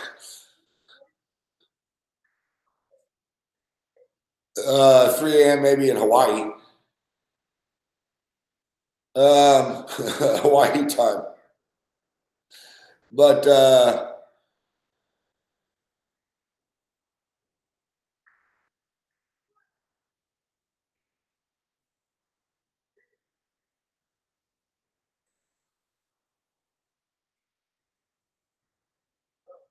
good to see my man Kovacs in the house.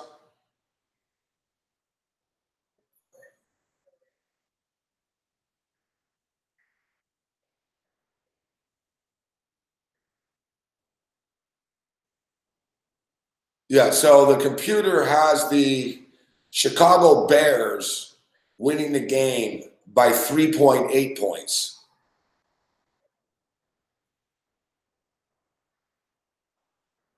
.8 points.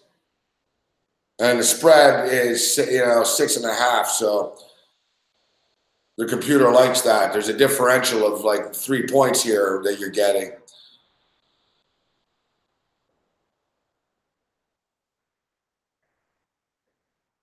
Now, it's funny. We spent a lot of the time this week talking about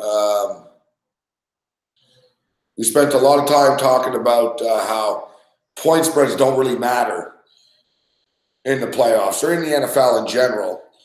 And then lo and behold, what happens today, the point spread comes into play in the Seattle game, but it didn't come to play in the Houston game. Houston just won the game outright. So look, if you would have taken the point spread in the Houston game and the point spread in the Seattle game, you would have went 1-1 and lost a little juice. If you just would have taken the money line in both the games, you'd be up a little bit, You know what I mean? Because the Colts on the money line won. So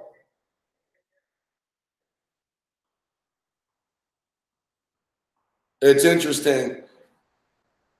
It's like 1-1. You know, so that theory's 1-1. Now it goes into tomorrow, which you could probably argue the same thing. Now, my problem with this is the Chargers just aren't getting enough. Chargers aren't getting enough on the money line. Like, you're better, you know, you might as well just take the 3. You're only getting 30 cents.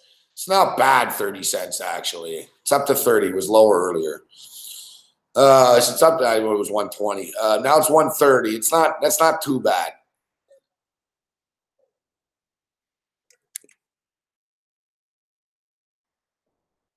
I mean, look, 200.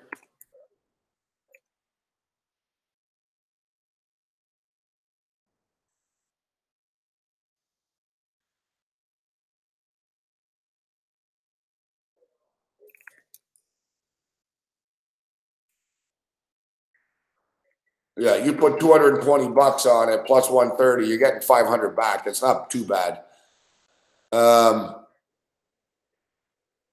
It's just, you know, the 3, this game, you get the feeling that Baltimore and LA is going to be a close one.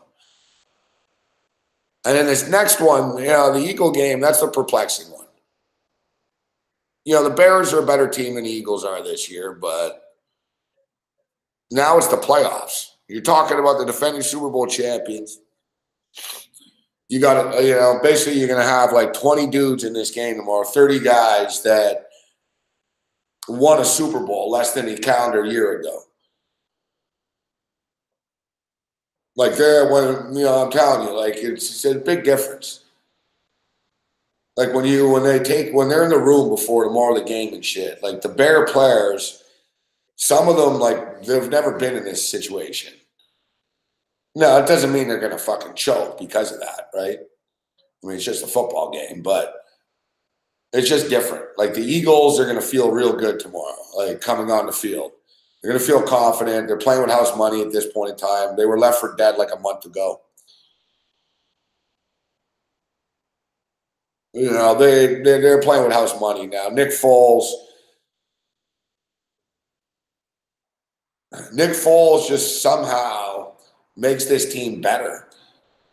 And it's strange. Like if you break it down from a football perspective, the Bears have them beat and pretty much the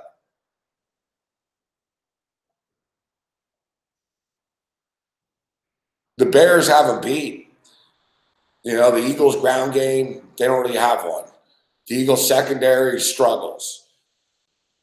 It's just, you're talking about the defending Super Bowl champions against an inexperienced playoff team. That's the thing with Lamar Jackson tomorrow, too. Rookie quarterbacks are 0-7 the last 7 games that they've started in the playoffs. Not a great track record.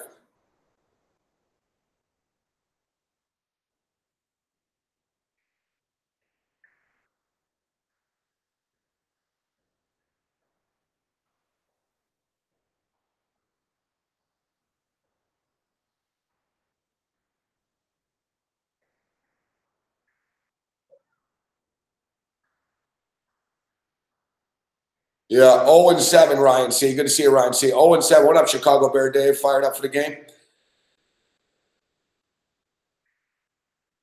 I don't know. Like the Philadelphia game, I sort of get the feeling that, like, I think the point spread could be in play in the point spread could be in play in the Charger Raven game. Like, look, even a computer thinks it's a 2-point game, but like the Eagles game, I sort of get the feeling it's all or nothing. Either the Eagles are going to win the game outright and they're going to be like Super Bowl champions, and the Bears will be overwhelmed and inexperienced and shit will go wrong and no one expected, wow, this never happened this year. And, you know, I mean, look at Houston today. Houston just hit a wall. I always say this in the playoffs every year, guys, in whatever sport. Like, the end is always ugly for whatever team it is. It's like most teams, it's rare that a team's going to lose in the playoffs. Like, oh, shit. Like, man, that was unlucky. Like, usually it's like, no, we fell apart. Like the pressure's on the Bears. It's not on the Eagles. The Bears are the ones that are 6.5-point favorites. They're the ones that are at home. But I get the feeling that it's all or nothing. Like I said, either the Eagles win the game outright, or I guess the Bears just do what everyone thinks they're going to do to them and beats them 31-7 or something.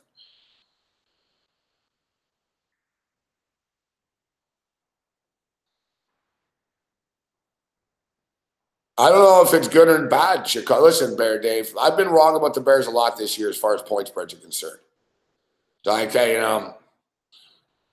it's not like I've been some genius with Bear games this year. But I would be a little concerned if I was you, or if I'm a Bear fan, just the fact that everybody's just sort of got the Bears penciled in for an automatic win here.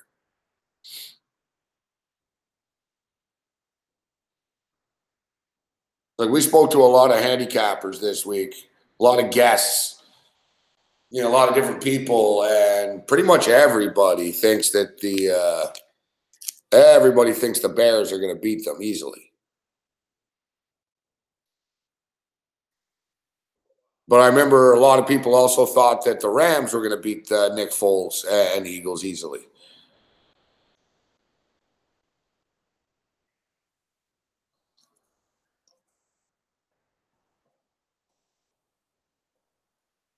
But like I said, I already have these tickets in, so it's not like I'm not changing anything. But the only one I really, listen, I haven't really played the props yet.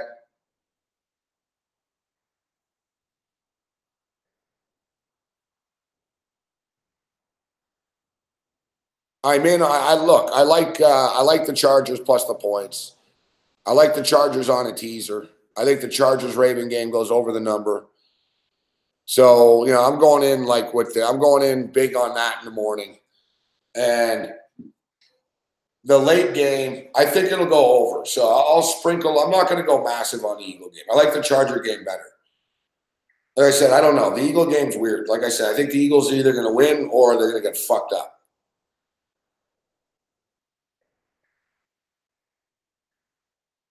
Like, the Bears are good, and I don't think the Bears are going to choke. So it's not like I'm saying, oh, I expect the Bears to just stumble and stuff. But 6.5 points a lot. You'll probably get it by 7 or more. You can buy the half point up to 7, and you get a full touchdown.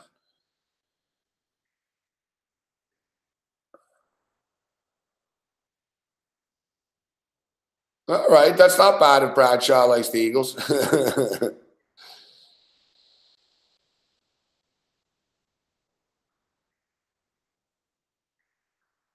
The Chicago Bears, very impressive season. Like 12-4 against the spread. Pretty impressive.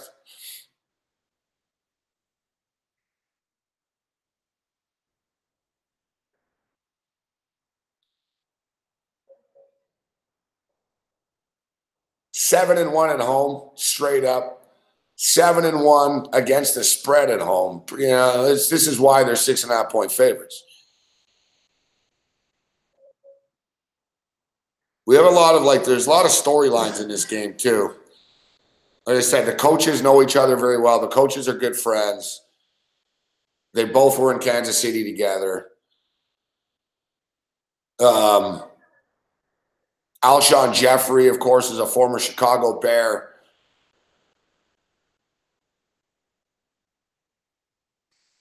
Alshon Jeffrey, when asked if he relishes playing his former team, the Bears, in a playoff game, he goes, I don't have any feelings. Honestly, it's just a playoff game.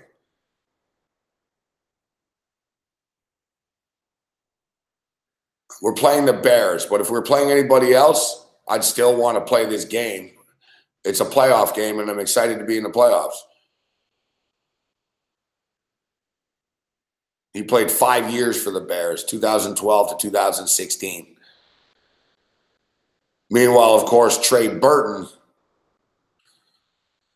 was the one that threw that pass in the Super Bowl last year, the trick play, the tight end, when they ran the trick play, which is a pretty ballsy thing to do, and it worked. Now he's on the Bears.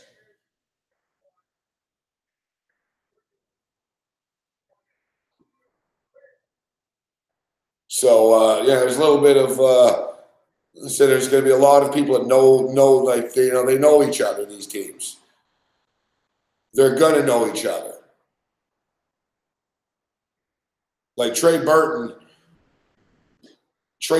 basically, they're going to ask him like, what do you know? Everything you know about like what they run. And listen, like I said, Matt Nagy was already like he was on the staff in Kansas City, and Peterson was there. Like they all know what they're all buddies, right? So they all know what they're doing. But they'll ask Burton for deeper shit, like little fucking cadences, signals. What does it mean when Nick Foles does this? When he fucking puts his whatever, when he calls out blue 16, what does that mean? Fuck, right? Like all that type shit. And it's funny because you always hear that, but teams don't like changing things. Right? Like it's a pain in the ass. Like a team doesn't want to change. They can't just suddenly change 82 play call names and stuff. So like it's a bitch for them when they're playing teams they know. So they'll know, okay, they're gonna say, all right, man, he's gonna tell them about this. They're gonna ask about that. So we'll change that, but we're not changing everything.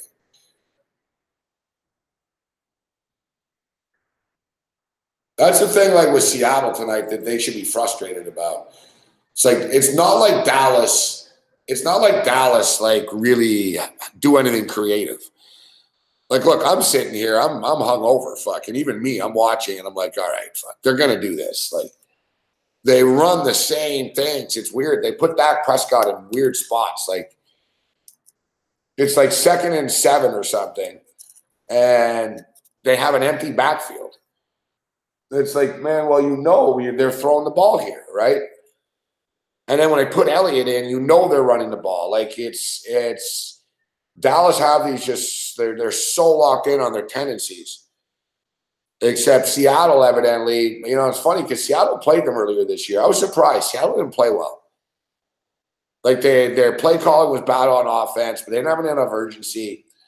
And on defense, Seattle genuinely was just a step behind somehow. Like, it's like you saw it too. Like Seattle, right before plays would happen, you'd see. I remember at the sports book, I noticed a couple of times, Seattle players were like, yo, and they swamped it. Like there was one play Dallas called, like Seattle had like 5 blue jerseys there. And I told Riggs, I said, man, Dallas are predictable. It's like Seattle knows what they're doing. Yet, even though you knew what they were doing, like Dallas would still get the first down. The tackling was bad tonight for Seattle. That's one thing too. Like the season's over, so they're not going to watch the tape. It's not like, when they watch the tape, it's like the season's over. So it's not like they're sitting down. Like Pete Carroll will watch it, but the players won't. But when Pete Carroll watches it, he's going to know. Like he'll say, look at that. Fuck. Like you guys saw when Dak Prescott on the 3rd and 14. Like how do you let him run up the middle like that? And it was obvious he was running too. That was the thing. It wasn't like it was some trick play. They caught you off guard. He took off right away. He snapped the ball. It was like a wildcat play. And somehow on 3rd and 14, you let him run for 15 yards to the 1-yard line. There were a couple other plays with Elliott too that like it was obvious they were running the ball, and he fucking would break a few tackles. And listen, Elliott's a great running back, right? I don't know if he's great. He's very good. Great's a strong word. Thing with Elliott is he puts big numbers up, but listen, Elliott's best attribute is he's very durable. Like the kid every week, they give him the football a lot, and he handles the workload, so he puts up big numbers. Look, he made a big play there. I've never been a big Elliott fan. I've always thought he was a little like it was more volume than anything, but he's pretty reliable. Like when he's not suspended, but he's pretty reliable. Like you look at most running backs, they get injured a lot, or they'll be really, really good for a year or two, and then they sort of fade away. Like Elliott's pretty consistent.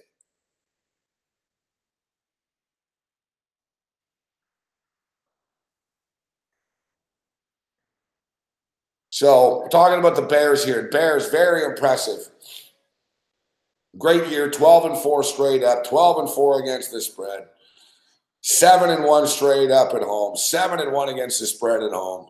All very impressive numbers.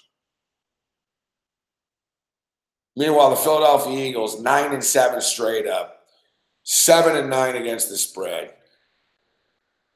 The Eagles season was a very strange one. You know, they're defending Super Bowl champions. Carson Wentz wasn't ready to start the season. They won the first game of the year against the Falcons.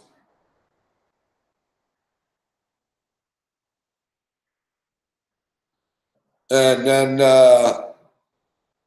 they stumbled a bit. Then it was like, all right, you know, Nick Foles' little run is done. Time to get Carson Wentz back in here. Carson's good to go. And, you know, look, I saw Carson Wentz live this year. And he looked pretty good. You could tell he wasn't 100%. Like, he was kind of stiff, but it was the Eagles and the Giants game. And the Eagles played well. That was the game, or it was earlier in the year. It was like, all right, now the Giants. I think they were 2-4, I think, and they became 3-4. It was like, or maybe they were, you know, whatever, 4-4, 3-4, and 4-4. But it was like, all right, now it sort of feels like the Eagles might have just turned a corner here. But it was like, no, the Giants just suck. You know, like the next week, the Eagles went right back to being who they were. And then Foles coming back again, that's what kickstarted them again. The last 3 weeks, Foles started again. Wentz got hurt again, and then Foles is back. And Foles wins 3 football games in a row again. Here they are. I mean, you could argue, I mean, if you like the Bears, and I understand the argument, but you could argue, you know, that the Eagles don't really belong here. You know, yeah, they beat the Washington Redskins. Who they beat too? They beat the Rams game was the impressive one. You know, the Redskins were tapped out in that last game. And really, it's because the Minnesota Vikings choked. Like, the Minnesota Vikings won last week. The Eagles wouldn't even be playing right now.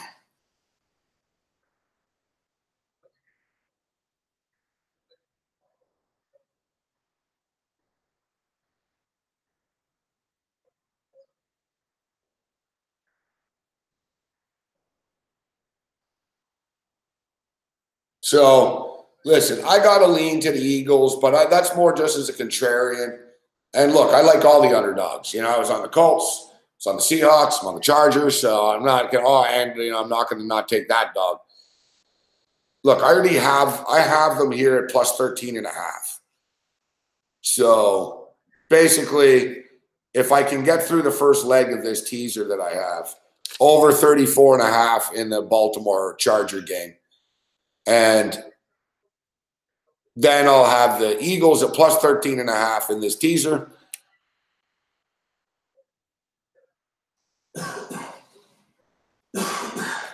And then I'll just do a little sprinkle on the money line on the Eagles tomorrow. So I'll have the Eagles plus 13.5 and then on the money line. You know, the Eagles could be down by 20 or something and score a late touchdown. But thing is, the Bears don't really play a style to beat you by like that many points, right? The Bears are pretty conservative. They're not overly conservative, but they don't do crazy things. It's just what makes them good is Trubisky, and I'm talking on offense. Their offense is better than people realize it is. Because Trubisky can run. Trubisky doesn't get credit for being a good runner like as much as he should, but he's a big kid and he's not scared to take off. Like, you watch Bears games and shit breaks down a lot for them, or, you know, he takes off early. He's still a raw quarterback. but he's big and he's hard to tackle. It's like Josh Allen on the Bills, right? Like these big athletic kids nowadays, man. They're hard to tackle, these kids.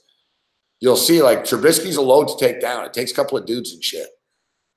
And he's young, so he doesn't just slide automatically. Like, he'll try to get yards. And Trubisky's got a strong arm, too. Like, the kid can throw bullets. The only thing is his touch is a little off sometimes, but he throws like he's got a strong arm, this kid. Look, he's good.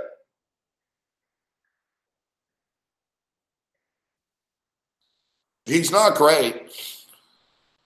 It's funny because, you know, some people say, and even the Bears, like inside earlier this year, I guess the Bears were a little concerned.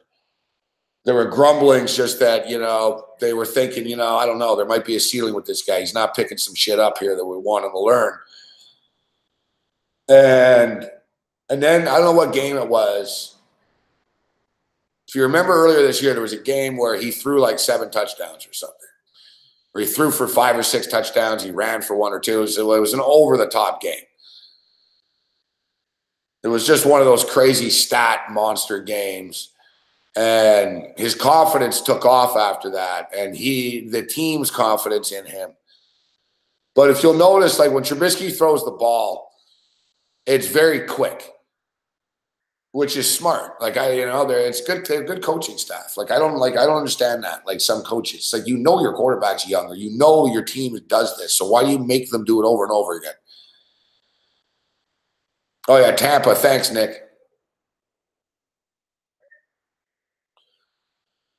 So I like Trubisky. Like I'm not like saying, oh yeah, I think Trubisky's gonna suck or anything. Like I don't. I think Trubisky's good. Like I don't think like Trubisky makes plays. But I'm just saying, you got to make a lot of plays to win by 7 points, and you're playing the defending Super Bowl champions. It's a very good point that Chicago Bear Dave brings up. The Bears kicker is terrible. Although, I don't know, like, will it hurt them here? We'll see.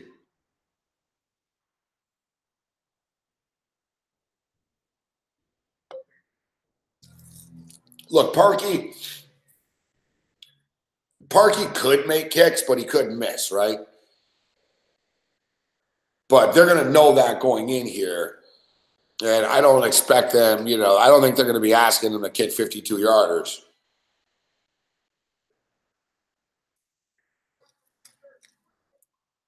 All right, so what's going on in this basketball game?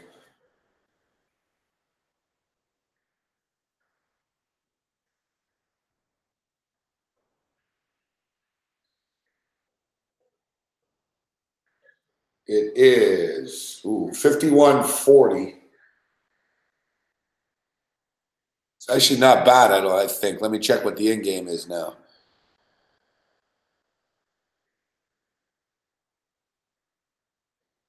No, not great. 155.5. I'm gonna need a couple of threes here. One thing about BYU, and I used to bet a lot of BYU basketball games, but they're usually the same team all the time. They play the same style all the time. They're the same team. Usually they foul a lot, BYU.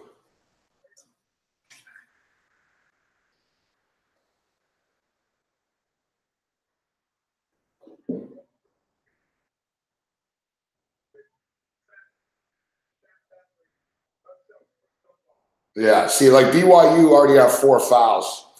They've already committed 4 fouls, BYU. St. Mary's, none. So that's what I'm saying. Like BYU normally, there's a lot of free throws. That's where I'm going with this. Like there's usually a lot of free throws in BYU games.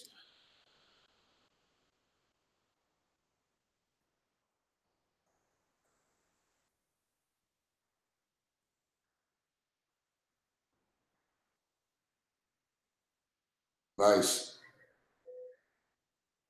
It's to the point now where the West Coast Conference is like better than the Pac-12. It's pretty crazy, but it's true.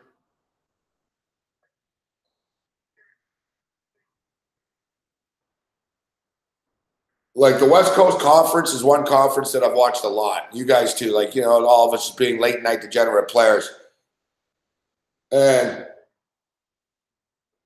you know, normally it's just Gonzaga, St. Mary's, and everyone else. And now it's Gonzaga and everyone else. St. Mary's aren't that good this year, they're average. But I've been watching this conference a long time. And the quality of basketball, it really has improved. It's good. It's a much better conference. That's like a product of Gonzaga being so good and just sort of teams like saying, fuck, man, we can't lose to these guys by 30 every. Like, you know what I mean? Like in past years, it was like, holy shit, Gonzaga beat them by 56. And it was like, why are you guys even in this conference? But the quality of ball overall is better. That was a hell of a play, but he couldn't finish it. The Pac-12, I didn't realize how bad the Pac-12 was this year. I haven't paid as much. Like I follow college ball, but I'm not all the way in. I got some catching up to do once football winds down. But I love the sport of college basketball. I'm more of an NBA guy now, but I still love college ball. But I see, I had no idea. I knew UCLA sucked, but I didn't realize just as a whole how bad their conference was.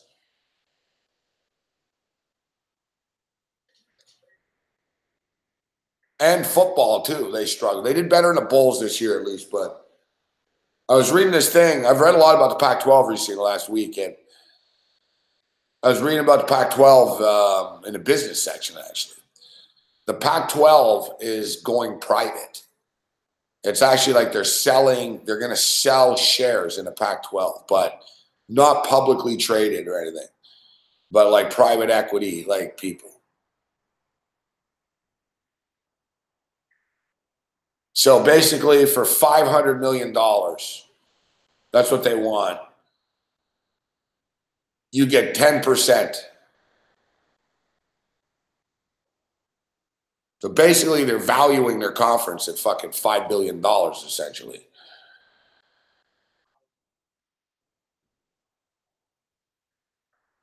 So, like, you know, so basically what they're saying is like to a hedge fund or like a private equity company is, you know, you give us $500 million and you're going to own 10%. You'll get 10% of all of our revenue from our TV and blah, blah, blah and everything.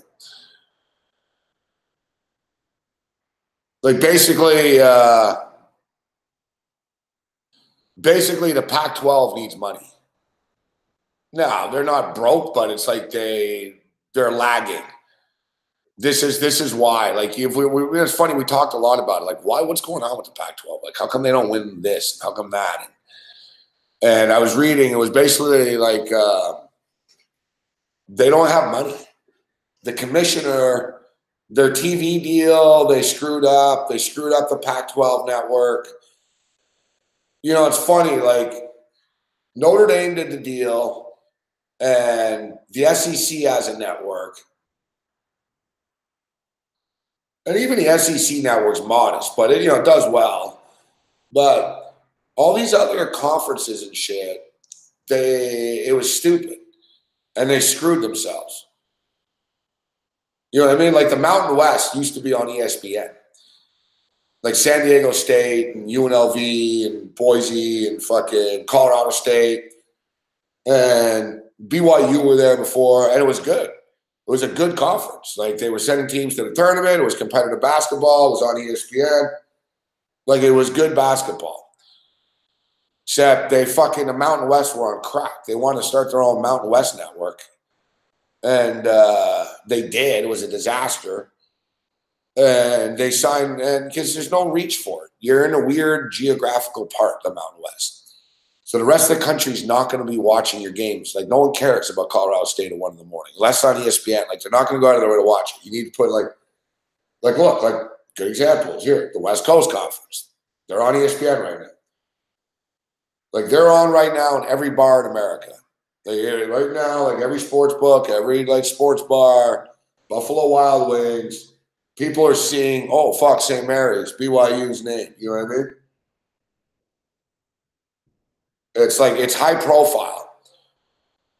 You know, right now there's Mountain West games going on what network? Fuck, on the CBS Sports Network that no one has? Like the CBS Sports Network's not in hotel rooms. It's not in airports. You know what I'm saying? Like, it's just different.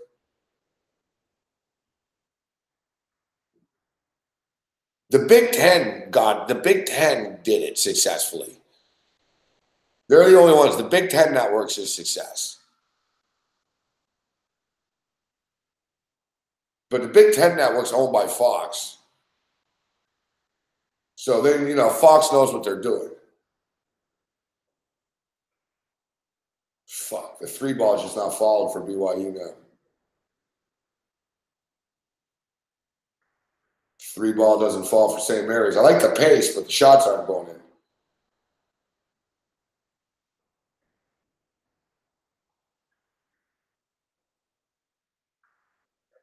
Fuck, man. BYU just can't. Oh, there, finally.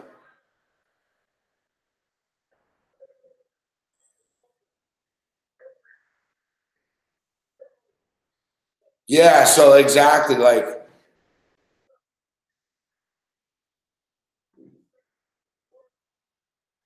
the California schools are all right in the Pac-12. They're the strong ones. But basically, like Washington State, Oregon State, like they're lagging.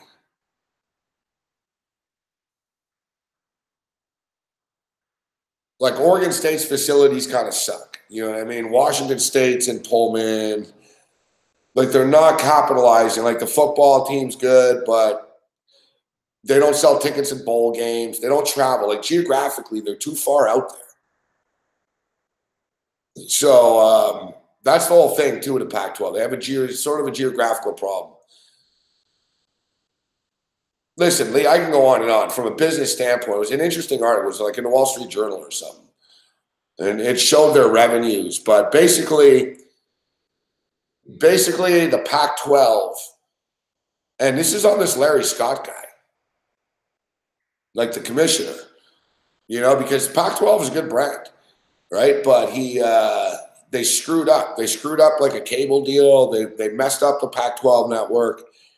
They didn't make as much money from revenue and their network as they thought, and then there's schools that aren't spending money, and basically like the Pac-12 is telling them like, listen, there's a reason why we're not winning. You guys don't spend enough money, and they showed a list actually of like the coaches' salaries, and in the SEC, there's not a coach in the SEC that's making less than $2 million.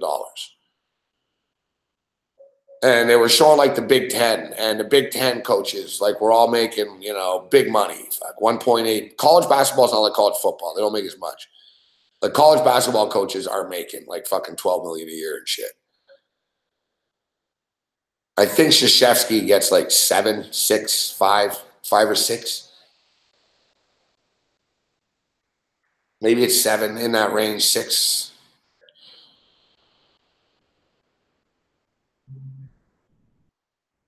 So they showed the coaches, okay? And it was basically like SEC, 2.2 mil, 2.8 mil, this, blah, blah, blah. Big Ten, fucking big time coaches. And then they showed the Pac-12, and guys in the Pac-12, 480,000, 700,000.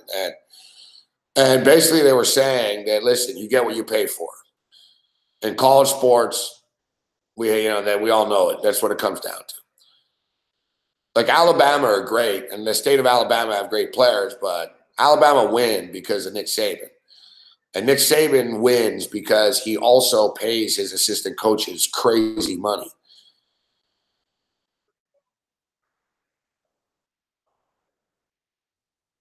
The combined salaries of Alabama's coaching staff, I think it's like $22 million. Think about that. Like that's more than an NFL team. You know what I mean? Like, that's more than NFL. Like, it's insane. Like, Saban's getting like fucking 12 mil a year. And then they pay, everyone else makes big money. Like, he gets the best of the best, right? So, you know, the defensive coordinator for Alabama makes like 1.5 million a year. You know, the OCs, you make big money. Like, all the coaches, like, make big money. Like, the coach, same with Clemson. Like, I'm always wondering, like, why Venables, the defensive coordinator of Clemson, the guy's a great defensive coordinator. He's a nut job, but he's a great defensive coordinator. Like, really, really good.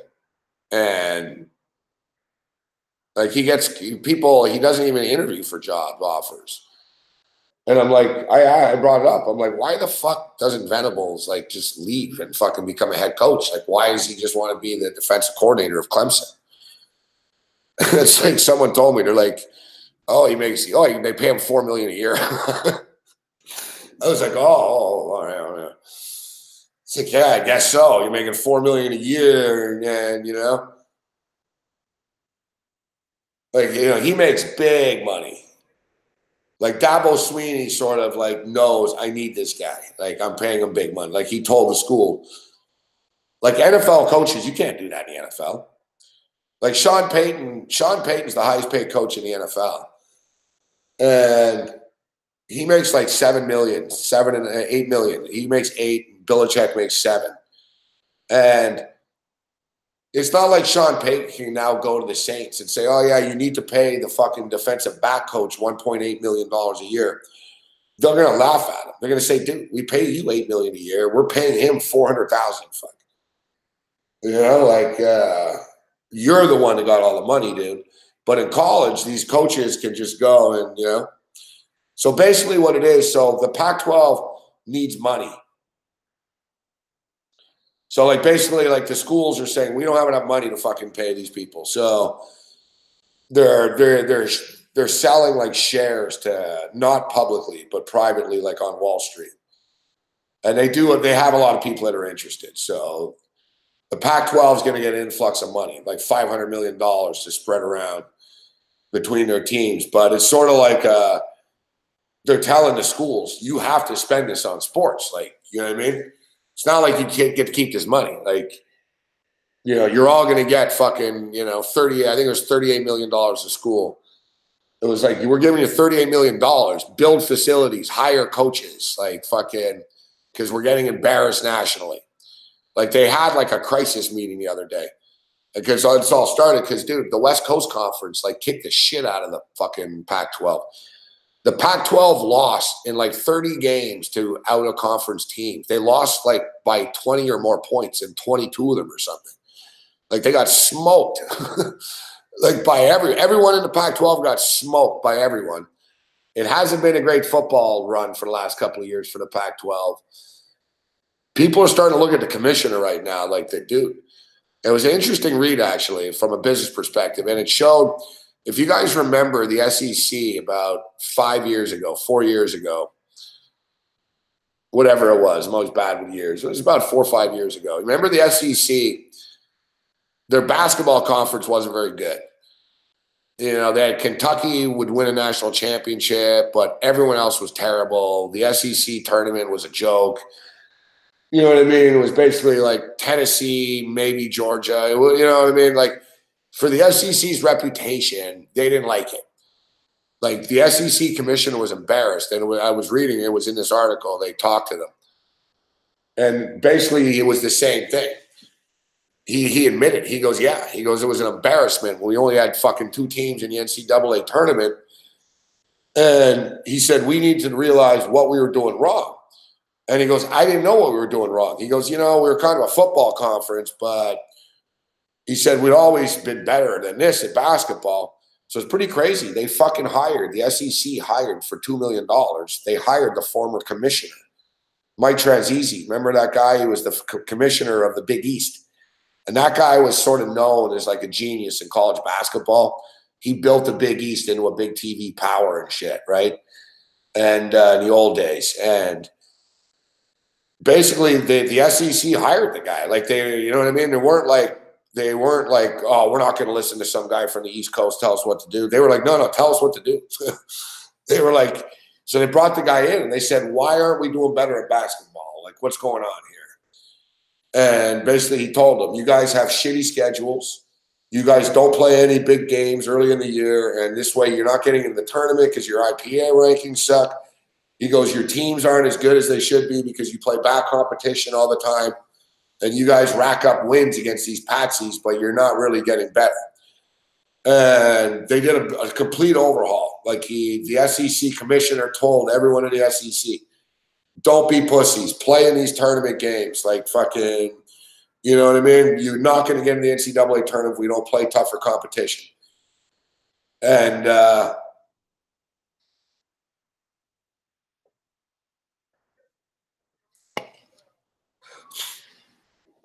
then the same thing. They said if they look, they said, look, in the SEC, all your football coaches make big money, but your basketball coaches don't. And they showed like from 5 years ago to now, the SEC, essentially you buy success in college sports. That's what I'm getting at. So, like I said, the SEC used to have coaches making $600K. Now every coach in the SEC makes $2 million, and they hire big time coaches and shit. And then you get big time results. Like they were showing the Big 12 too. The Big 12 is very successful in basketball. Like people like sort of mock the Big 12 of football at times. Oh, the Big 12, the Big 12 that. But the Big 12 basketball is the best. There are people who are saying it's the best conference this year. But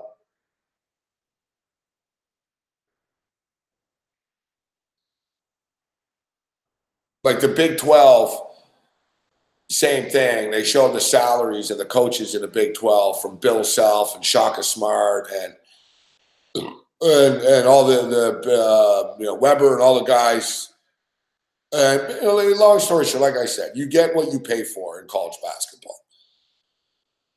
And that's essentially what they were saying. And unless you have a big time coach and big time like money and facility, you're not going to win. It's as simple as that. Because and kids won't go there. That's another thing. The Pac-12 is getting hit recruiting a little bit now because there's only, you know what I mean? Oregon does well recruiting, but that was another thing that was baffling too, that the Pac-12 was confused about. That, listen, Oregon had like a top 10 recruiting class. Oregon's problem this year is everyone's hurt. Like the sky isn't falling on the Pac-12. They're just sort of having a bad run. Like Oregon's a good basketball program. Dana Alford's a great coach. Like that's a great program. The thing is, their big star, Manu Ball's son, Ball, the kid's a monster, but he's hurt. And he's their star player, so he's hurt. And they're hurting without him. UCLA was weird because UCLA had like 6 kids that were top 50 or something. Like Steve Alford did recruit big time players to UCLA, but they were saying that there's no chemistry and basically, there's all these kids on UCLA that are big time recruits, but they don't play with any passion now.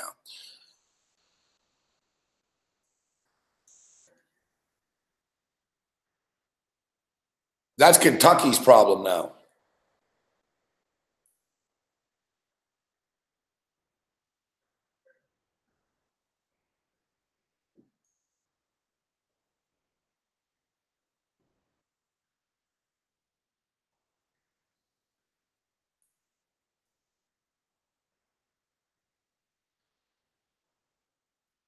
Hey, it's all good, Kyle Hamburg.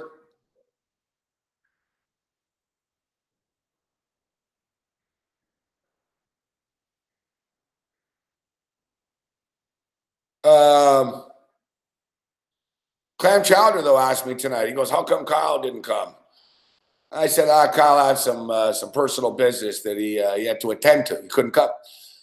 I said it killed him that he couldn't be here, Chowder. Your boy Chowder's getting some rest right now.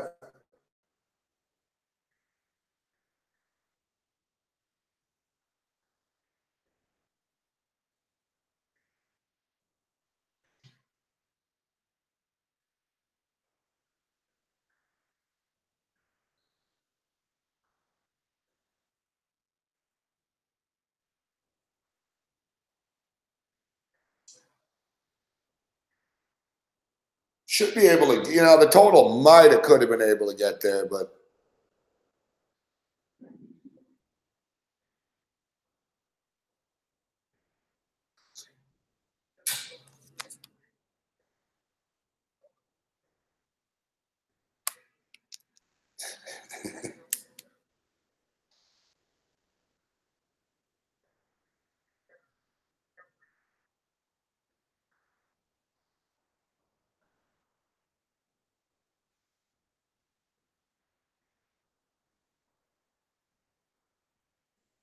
all right. So I'm just gonna blaze this last one. We'll come back and wrap things up.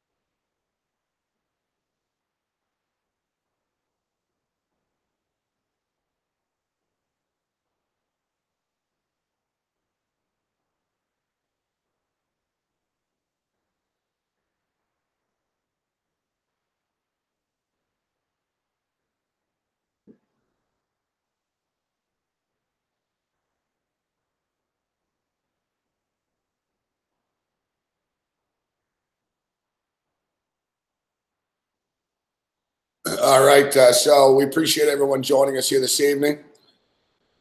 Looks like we're going to fall short, though, on this total.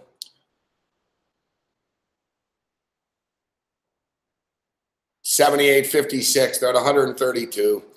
4 minutes left. BYU just aren't scoring enough. You know, they've had open looks at the three, but it's not falling.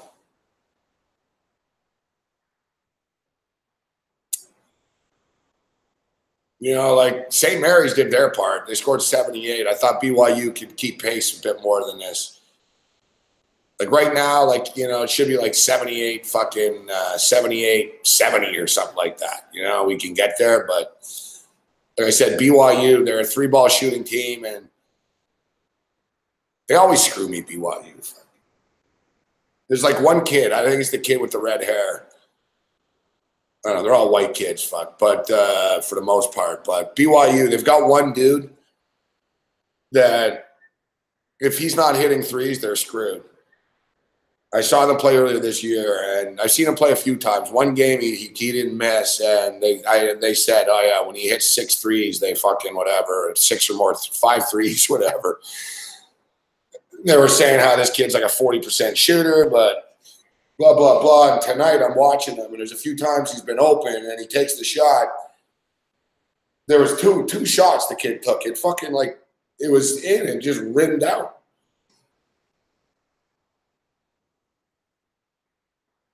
St. Mary's are playing good defense, too.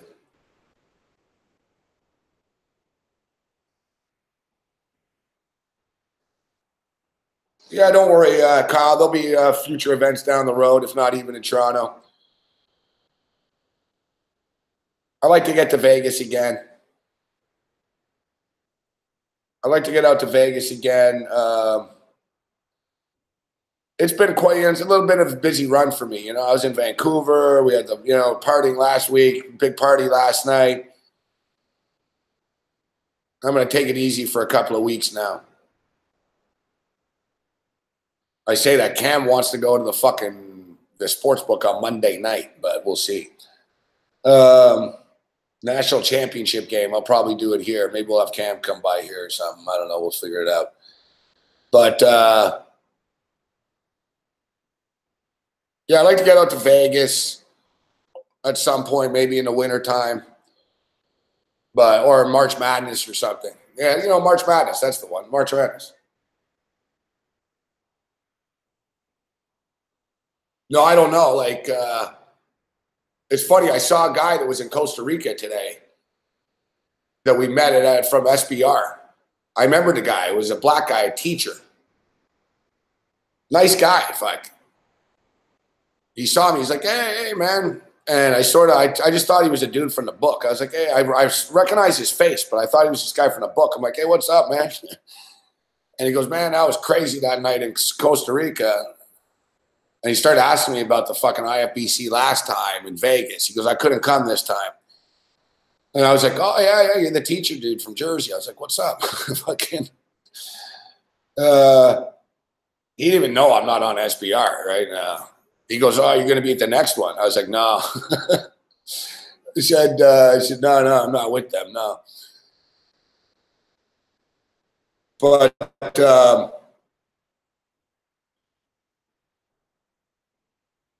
as you know, we've done March Madness in Vegas before fucking SBR last year, though, right?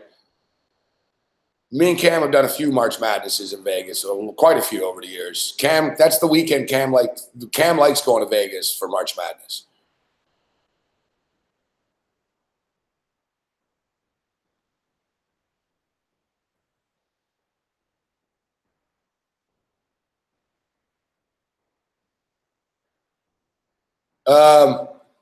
Conference week is awesome in Vegas. That's the one we should go to be honest.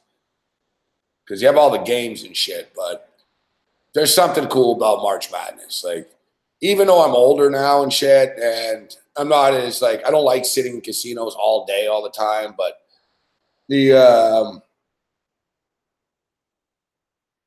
there's something special about March Madness in Vegas, though. You can't top it. Like, it's like, March Madness at the FanDuel book will be crazy and all the games, and it'll be great atmosphere there. It was good atmosphere there tonight. Like, I enjoyed it. But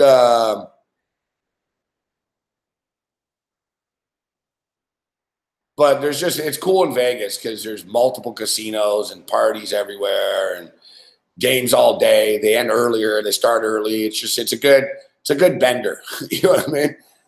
Like, we had a great time with Chris Edge and Hamburg and everyone last time.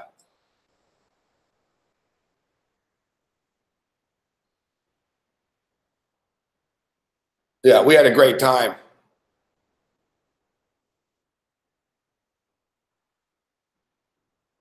Yeah, it wasn't even SBR. That was the football. Yeah, we had a great time March Madness. We'll do it again this year for sure. In fact, that'll be our next that'll be down the road. It's not that far off either, really. You get January, February, March, boom. So basically,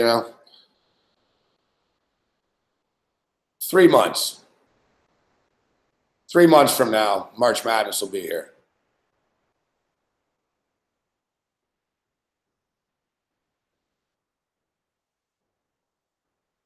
2.5, because it's like mid-March, right? So 2 months, actually. What am I saying? 2 months.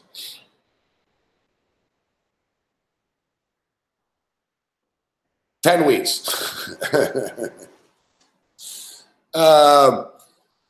So yeah, we'll set that up. Well, that'll be a plan. March Madness in Vegas. I'll tell the network too. Yeah, it's too bad. I know. I don't know. You know, it's tough with the morning show. That's the problem. If I didn't have the morning show, I could do it easily. I could go to Atlanta for the Super Bowl, but you know what, Kyle? Who knows, man? Like shit changes, but we're actually planning. You can come up then, Kyle. We're actually planning a Super Bowl party, to be honest. We're gonna have a Super Bowl party, and we're gonna watch the Super Bowl in the studio. Me and Corey at the bar there and everything. We're gonna broadcast it, and people can come down and hang out with us and shit. So it's gonna be a good time. Now, we can't have 1 million people in the studio because, you know, people get drunk and start tripping over cameras and shit. But Versa's going to have the Super Bowl on. And we're going to have, like, we're going to be live and shit. But it's going to be a loose atmosphere because they were like, listen, do what you did, like, before when you were on during the Super Bowl. And I said, yeah, we're going to get buzzed and shit. He's like, yeah, don't worry. Just drink beers, whatever. Have a good time. But don't, you know, it's stupid. But it's like, yeah, all right. So, yeah, we're going to, you know, we'll eat pizza, chicken wings, drink beer, watch the Super Bowl, bet. It'll be a good time. And then the next time I think I'm going to go out is, well, we're already in the January 5th, so 2 weeks. The UFC comes here in 2 weeks. Now, I didn't go last time, but the card sucked last time. Like, it really did suck. Like, I couldn't, like, pretend that it didn't. The card was terrible. The card, yeah, we'll have to get red cups. There's going to be red cup Super Bowl. The card, though, that's coming to Brooklyn in 2 weeks is very good.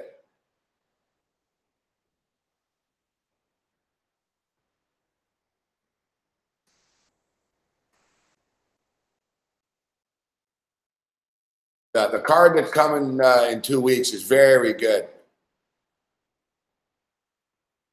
At the Barclays Center out there in Brooklyn. I'm going to go.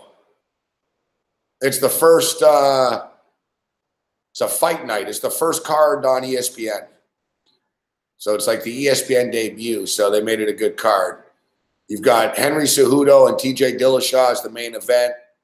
Title fight. Greg Hardy, former NFL player. He's the co-main event. Yancy Medeiros versus Gregor Gillespie. Joseph Benavidez versus Dustin Ortiz. Paige Van Zandt versus Rachel Ostovich. Glover Teixeira versus Kudabella.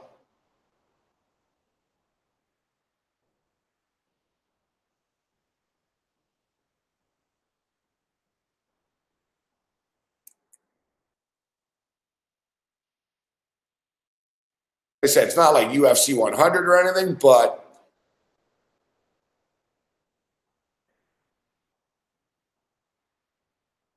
like even from top to bottom, though, like there's a lot of tough dudes on the card that are entertaining fighters.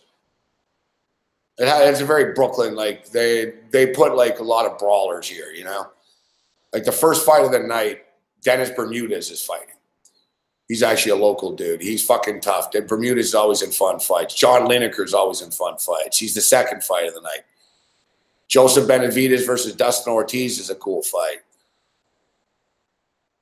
Bilal Muhammad and Jeff Neal is a cool fight. Cowboy Cerrone versus Alexander Hernandez is a cool fight. Joanne Calderwood, the Scottish chick, she's always in brawls. Greg Hardy's been murdering people in MMA. He's a 550 favorite. Glover Teixeira and Kudabella, so that's a good fight. Tough dudes there. Paige Van Zandt, whatever, that's the Flash. Paige Van Zandt will get them on Good Morning America and shit to promote it that week and all that type stuff. And then Cejudo and Dillashaw's a cool fight.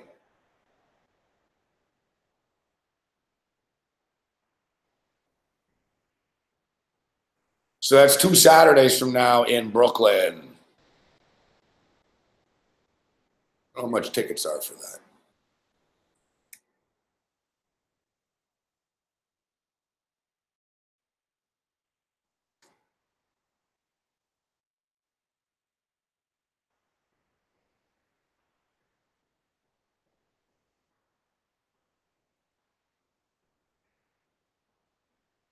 Not kind of standard.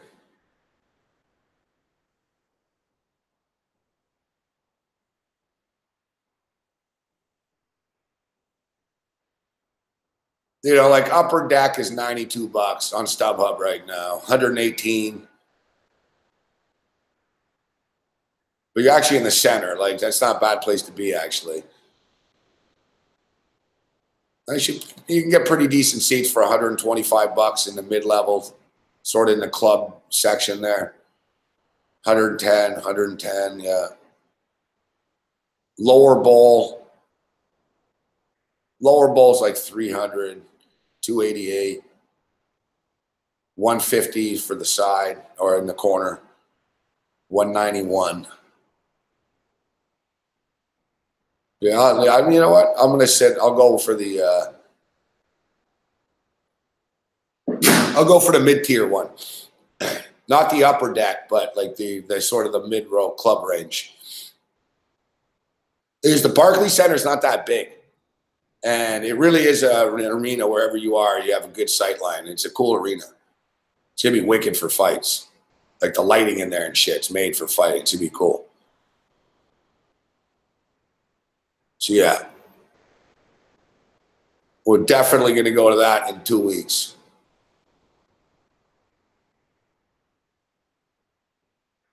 It's a fight night, UFC fight night.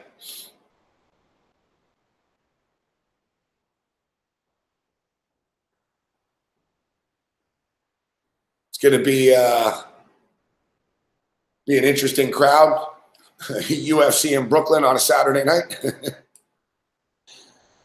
We'll have to get the crew together and go to that. But all right, I got to get out of here. I got to wake up early. We're going to be on tomorrow at 10 in the morning on the Fantasy Sports Network. Check us out on YouTube.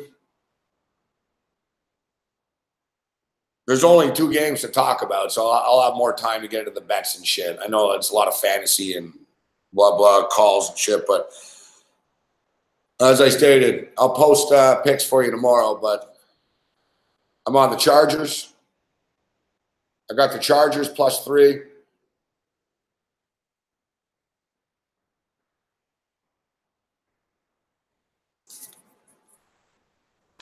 I've got the Seahawks and the Chargers teaser. So the Seahawks hit. Now I got the Chargers +9.5. So I got quite a bit. I got $200 on the Chargers at 9.5, and I got $200 on the Chargers +3.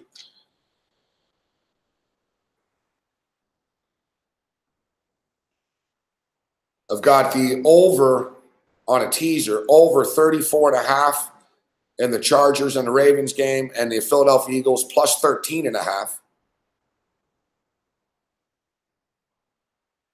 And I hit the Seattle Seahawks. Got lucky. They went for 2, and we got lucky. They got it. I'll post some props, though, and stuff. We'll figure out a couple other plays. But that's what I like. I like the Chargers. I like the Chargers-Ravens over.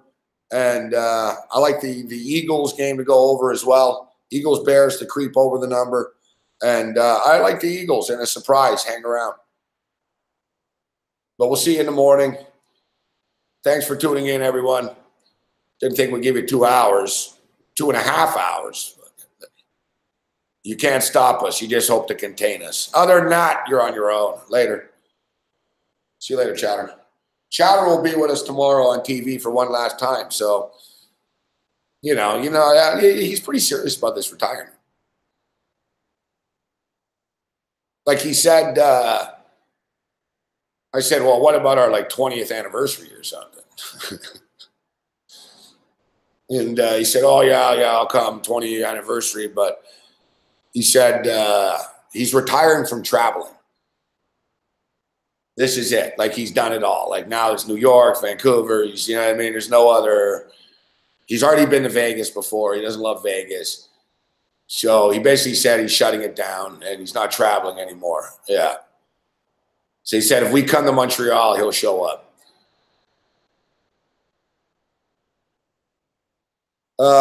See you later, Chicago Bear Dave. Enjoy the game tomorrow, guys. You can watch. Listen, we'll be on tomorrow all day. So we're going to be on at 10 in the morning, leading into the football game at 1 o'clock. And then me and Corey are going to watch the game live, betcast style. Eat pizza, watch the game, talk shit. And Cam's going to show up, for the second half or fourth quarter and watch a game with us. Clam Chowder's going to be there. Clam Chowder's Last Hurrah, New York tomorrow on TV. And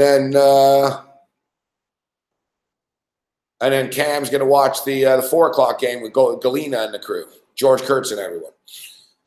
So we'll see you later, guys. Other than that, you're on your own. Later.